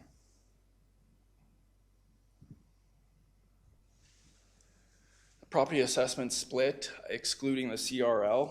I'll go into more detail of why we're excluding the CRL on the next slide, but this property assessment split shows how the assessment base is divided between residential and non-residential properties. The split is excluding the CRL, but it reflects the municipality's current development, shaped by historic development patterns and market conditions. As you can see, year over years, it's shifted slightly with a minimal increase on the non-residential property class side. Now, including the CRL area, you can see that it results in over a 1% shift in the non-residential portion. That's primarily due to its non-residential properties in the Quarry retail development. For the benefit of new council members, the CRL, or Community Revitalization Levy, applies to a defined area of the town, including lands such as the Quarry and parts of downtown. This was approved by the province in 2012 with baseline assessment values of properties established at that time. As property values increased in the area due to redevelopment, the municipal and provincial portions of the tax revenue from those increased values are fully retained by the municipality. So the tax revenue is dedicated exclusively to financing improvements and projects outlined in the CRL plan, and they're not included in the general tax revenue, so that's why we have it separated there.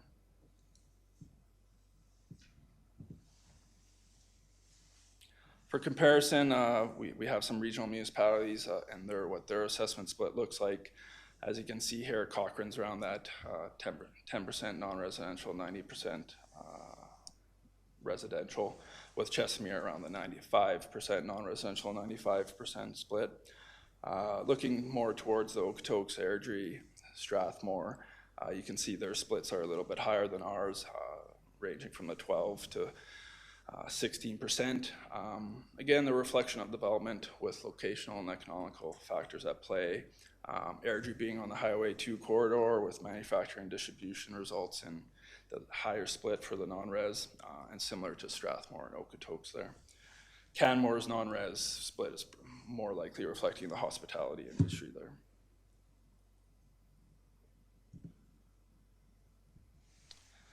And the taxable assessment base. So this is the assessment base, including the residential and non-residential. As you can see from 2022, that assessment base has increased from just over $6 billion to just a little bit over $10 billion. The increase is a result of the actual growth that I've mentioned earlier, and the market-driven increases over that period.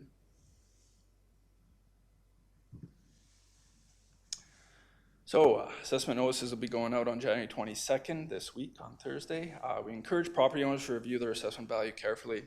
Visit our website where there are resources to review their property details and assessment values. Property details can be found on the property search viewer on our website. They can also find on our website some frequently asked questions, some explanatory videos regarding assessment and the property tax processes, GIS map viewer to compare assessment values to other properties, and we also have our property tax estimator available that they can use to determine their estimated taxes with the new assessment value. So again, notices will be mailed on January 22nd, 2026. The review or inquiry period will run from January 22nd to March 31st, with a final complaint date of March 31st, 2026. And that will conclude. Before I just conclude my presentation and open up for questions, I would like to just thank the assessment service team who have worked diligently to produce the assessment roll once again for 2026, and to our tax department to prepare the notices, among many other things for us. So thank you, and open to any questions or feedback on the presentation. Thank you for the information. I'll open it up to questions from council. Council, any questions on assessments? Councilor Wilson. Thanks, Ryan. Just one question. The only thing that was novel to me in the presentation was when you mentioned for non-residential, you had to review income and expense data. Did I hear that right? I thought it was just an assessed value for non-residential. Yeah, through the chair to Councilor Wilson, for most non-residential properties, their assessment values are determined through the income approach, which uses the market income, rents, and expenses, and capitalizing that revenue and determining the value for the property, typical to what any market investors would look at those properties for. You'll have, for non-residential properties, you will have some more unique properties that we'll do on a cost approach, which would be the land value plus the improvements less depreciation. But the majority of our non-residential properties are based off that income approach valuation. Oh, interesting. Okay. So if a non-res improves their building by adding an addition onto it or something like that, it wouldn't necessarily increase the assessed value. It's based on their income and expense data? Yeah, I didn't understand that. Yeah, sorry to, that would increase value through the additional space or additional revenue from that space, or potential revenue as a income producing property. Okay. So that's how it would be captured in that instance. Interesting news to me. Thank you. Appreciate it. Councilor Singh. Thanks, Ryan. From a resident's point of view, does that mean the town will collect more tax money overall, or that people will see higher property taxes? And if there's an extra money beyond what we were expected, what happens to it? Does it go to a specific infrastructure or saved reserves or something? Yeah. Yeah, through the chair to Councilor Singh, great question. So the assessment value increase does not necessarily mean that the property taxes will increase. With the municipal system, it's a revenue neutral. So council decides on the tax revenue that they want to receive for this year. The assessment base is used as a mechanism to distribute that share of those property taxes. So we see with the residential single-family assessment increasing around 3.21%. That assessment base I also showed has been growing. If the individual property is increasing around that typical shift, they should only really see no change in their taxes or that tax adjusted rate that council decided in December. If they're shifting more over that or typical shift, then they may see an increase in those taxes. But ultimately, that's just expect a bigger piece, or their portion of that tax base has increased. So it's not, there's no additional assessment, does not have any additional revenue for the town. The revenue is decided in December through council. Assessment base just is used to decide on how that's distributed through the tax base. Yeah, thank you. Looks like it's just me, and I do have a few questions for you. A couple things. You said that in order to get the assessed value, you look at, it's really done by the MLS system, but you're looking at the sold and the unsold properties on the market. Is that correct? To Deputy Mayor Federico, so I was just using that as a reference as to where our assessment values are and what the Calgary Real Estate Board had used, just to show that we're within line of that market valuation that we're legislated to be around. So the single-family median assessment value was $674,800 as of that July 1st valuation date for property assessment. And for reference, the Calgary Real Estate Board had their detached benchmark price for that period in time, similar to what our median assessment value or typical assessment value is. That detached benchmark price, as you probably know, is just representative of like that typical property sold in Cochrane. So. Okay. And then the other one, the condo one, I'm actually surprised that it's up 6.16%. And I know that you did say that's probably primarily from townhomes. I imagine those are townhomes with condo fees, but is that something new? Or generally that seems like quite a high amount of growth, and it seems like a high average amount, I think, compared to what I've seen in past years. And so is this just something new that we're seeing this year, if that makes sense? I'd have to look at last year's, kind of what our condos did as well. I believe they also increased more than our single-family dwellings and townhomes. I think what you see with our condo inventory and within the region is they are the more affordable inventory, with some of our large increases in our single-family dwelling and duplexes. So with that demand has increased, increasing those values. The condominiums, like I said, do include the townhome condos as well as the apartments. The apartments were more stable, about fairly even year-to-year shift. The townhomes, you do have quite a bit of some higher-end value homes that have probably driven up that median value.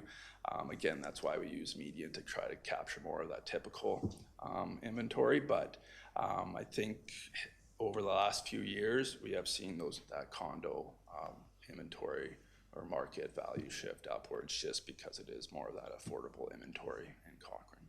Yeah, fair enough. I'm just surprised at the median price. I mean, it might help to isolate condos from townhome condos because, to be honest, if I was looking at this and somebody told me the median is almost a $400,000 condo, I think we're gonna get maybe some concerns when you're looking at some of those apartment-based condos, because a lot of them aren't necessarily selling for around 400,000. That's just my interpretation. And I guess my last question is, previous council has talked a lot about how do we start to shift that tax base, right? And I feel like it's growing. It's getting not better, which I'm hoping that the non-residential tax base goes, that shift starts to go more to the 85-15 versus like the 90-10, or, it feels like it's going the other way. Do you have any thoughts on how do we start to move towards that split? I can help if you want, Thank you. Ryan. I think that's what we're going to be talking about this weekend when we talk about strategy and strategic planning. I think also Ms. Hannay has got a presentation coming up that I think speaks to that in different respects as well. I would say over the last number of years, watching this, the ratio is absolutely going in the wrong direction. We've had tremendous residential growth. We have to be very intentional about setting a strategy to change that, or you will continue to see this pattern. Yeah, perfect. Thank you. Thank you for that. And my last question, I think, was just, I know you said that once every 5 years, property owners get that review notice. What if they don't fill it out? Is there anything that the municipality does if you just ignored it and didn't fill it out? Meanwhile, you've developed a basement and, popped up a garage or whatever else that you did for improvements. Is there any sort of compliance or, penalty that they face? Yeah, through the Municipal Government Act, if the annual requests for information are returned, then that property owner is not allowed to appeal their assessment technically. That has been fairly lenient through the assessment review boards and us as a department. But we really encourage property owners to submit those forms as they ensure that we have all the details accurate and correct so that assessments are being fairly and equitably assessed. It's not to increase your property assessment, it's just really to verify those property details are correct so that we have the best data and have accurate assessment values across the municipality. Perfect, thank you. And I just wanted to compliment the question and answer portion that I think was part of the package. I hope that that ends up on the website somewhere because those questions I think are relative questions that we hear all the time. So just thank you for putting them out to the public realm and just, you answer them, maybe somebody won't have, they might not have to phone you up. So, and I guess if they do have a complaint, is the idea that they phone in to the assessment department or email then? Is that generally how people go about making? Yeah, we encourage everyone, if they have any concerns or questions about their assessment value, to give us a call or email us with their concerns, and we can go through their assessment details with them, send them some comparable sales. Really what we want is property owners to contact us first, and if they're not satisfied with their assessment value after discussing with us, then they have that option to file a formal complaint, which goes to assessment review board for a hearing. Okay, perfect. Well, thank you for your presentation. Thank you very much. I was asked if we could just have a 5-minute break. So we will be back. Actually, maybe let's make it just till 9:10 maybe, and we'll come back.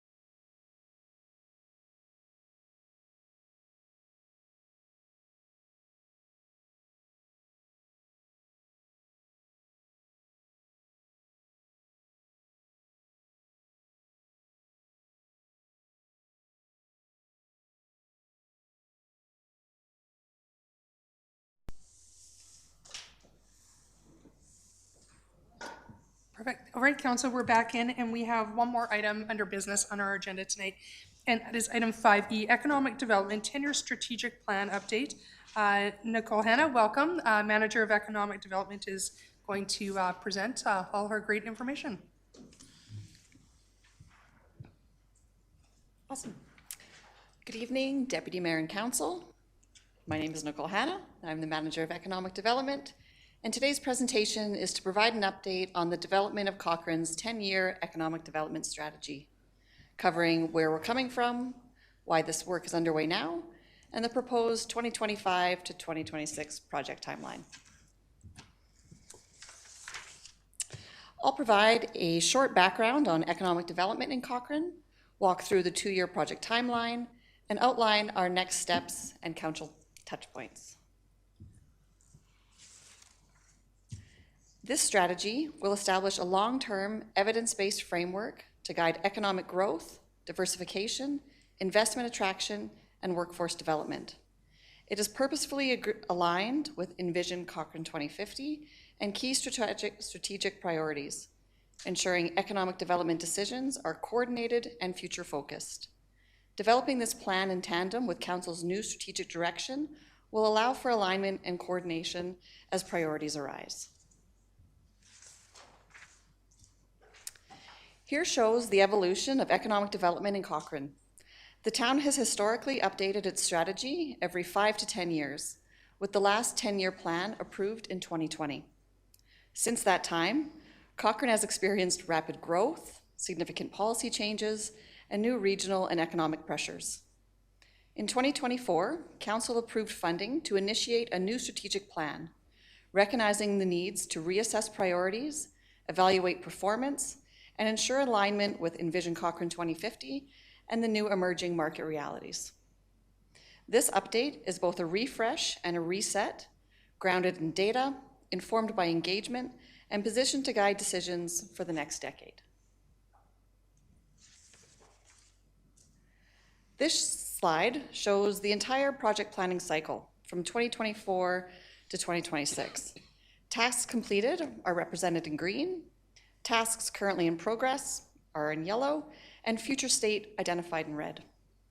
Key milestones include the approval of Envision Cochrane 2050 in March 2025, which provides guidance on economic vitality in Cochrane.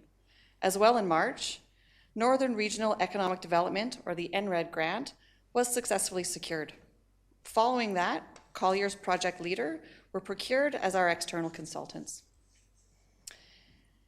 In progress, we started in the fall as the project was formally initiated, including a detailed project kickoff and confirmation of scope, governance, and deliverables. Foundational work also began on data collection, sector analysis, baseline economic assessments to help establish a clear evidence base for this strategy. Next, senior leadership, a steering committee, was initiated to provide oversight, ensure alignment, and guide decision-making throughout the project lifecycle. These early phases have positioned the project to move efficiently into engagement and strategy development in 2026. Council checkpoints are built into the process to ensure transparent and alignment before the draft makes its final stages and is brought forward for approval. Beyond adoption, this strategy is designed to be a living document. Annual reporting, periodic check-ins, and sector-specific strategies ensure the plan remains relevant and responsive all the way through 2036.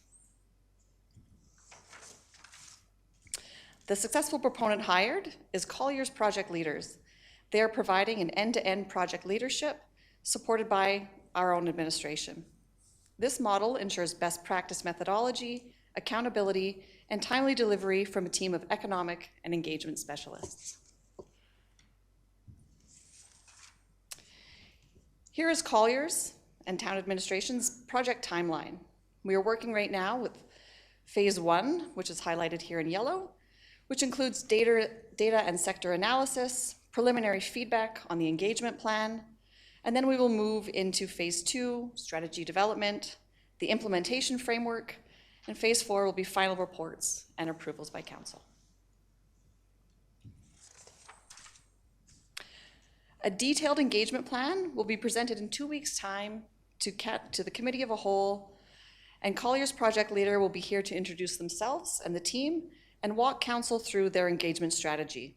At this point, they will solicit your feedback on any adjustments that need to be made for the engagement plan. Work is underway and includes our communication team and the engagement specialist within town administration, as well as those specializing in engagement with Collier's project leader.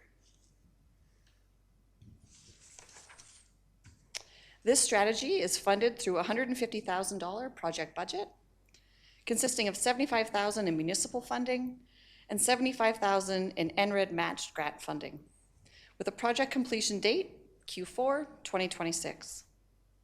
Funds were approved by council in December 2024 as a component of the 2025 to 2028 budget. No new budget and no financial implications are associated with this update.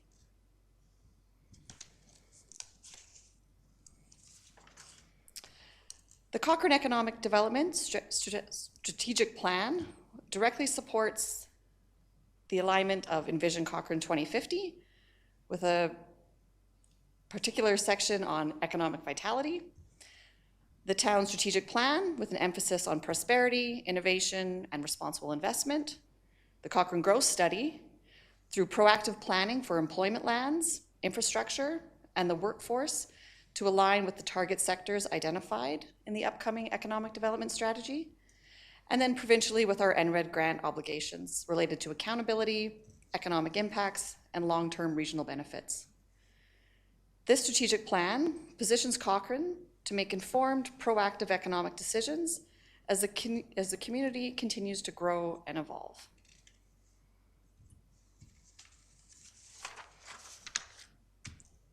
The next steps for council.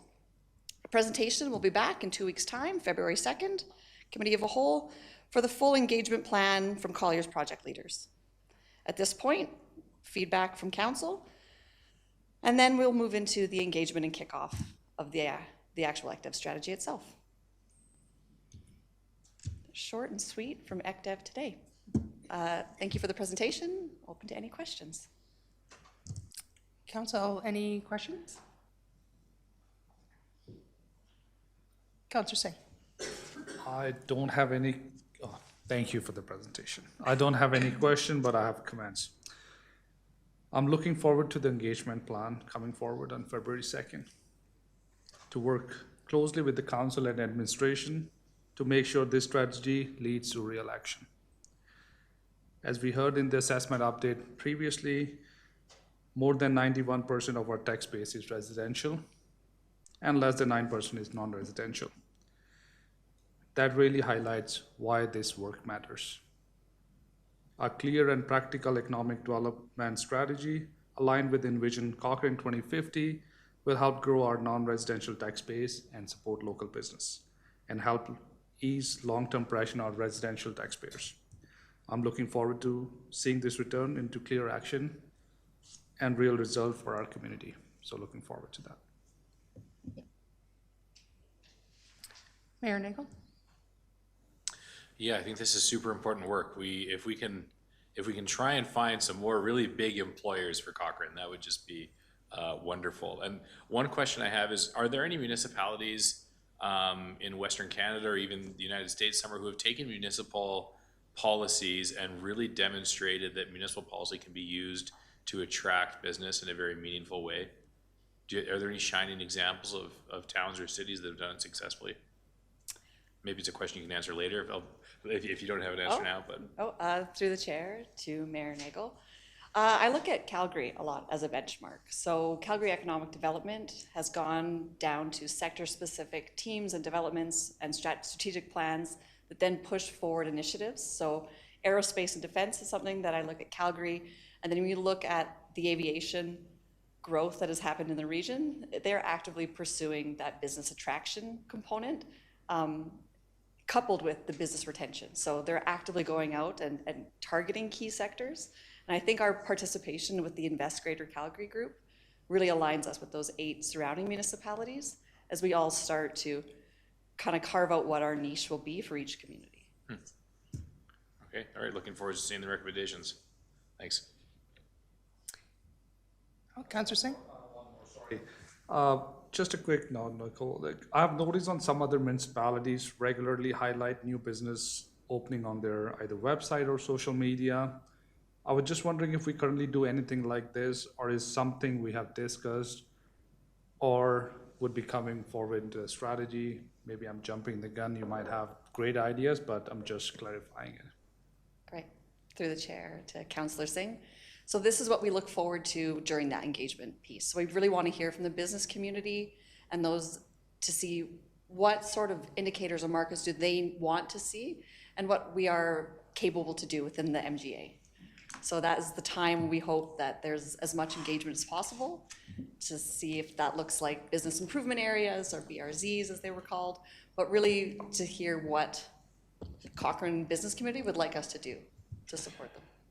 Councillor Singh, can I just ask a follow-up question to your question? Were you looking for us to have something specific when new businesses, an initiative when new businesses were opening, where we were recognizing those new businesses and through either a website or that economic development or the town was doing something to welcome them as a new business in our community? Is that specifically what you were looking for? To some point, yes. Like I've Okay. seen a couple of municipalities, they do put on their Facebook, hey, welcome to XYZ, welcome to our town, right? You know, it's a big investment.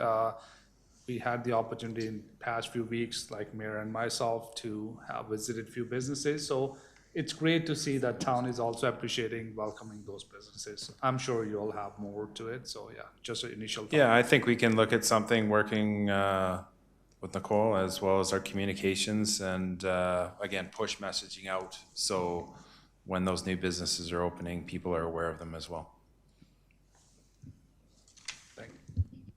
Excellent. I also don't have any questions, but I'm super excited for this conversation. I think that all of us around the table recognize the importance of this, not only for, you know, right now, how, you know, helping to balance out some of the tax base that, you know, some of the tax dollars that our residents have to face, but for the longevity of our community, we have a lot of wants and a lot of needs, and we got to start thinking about how we're going to be able to fund all the projects with less burden on the back of residential taxpayers. So I look forward to the conversation on the second. Thank you. Great. Thank you.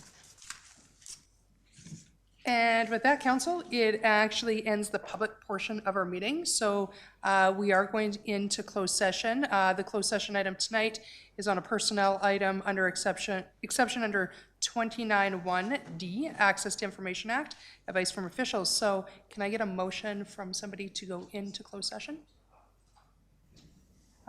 Councilor McDonald? I motion for us to go into closed session. Council, all in favor?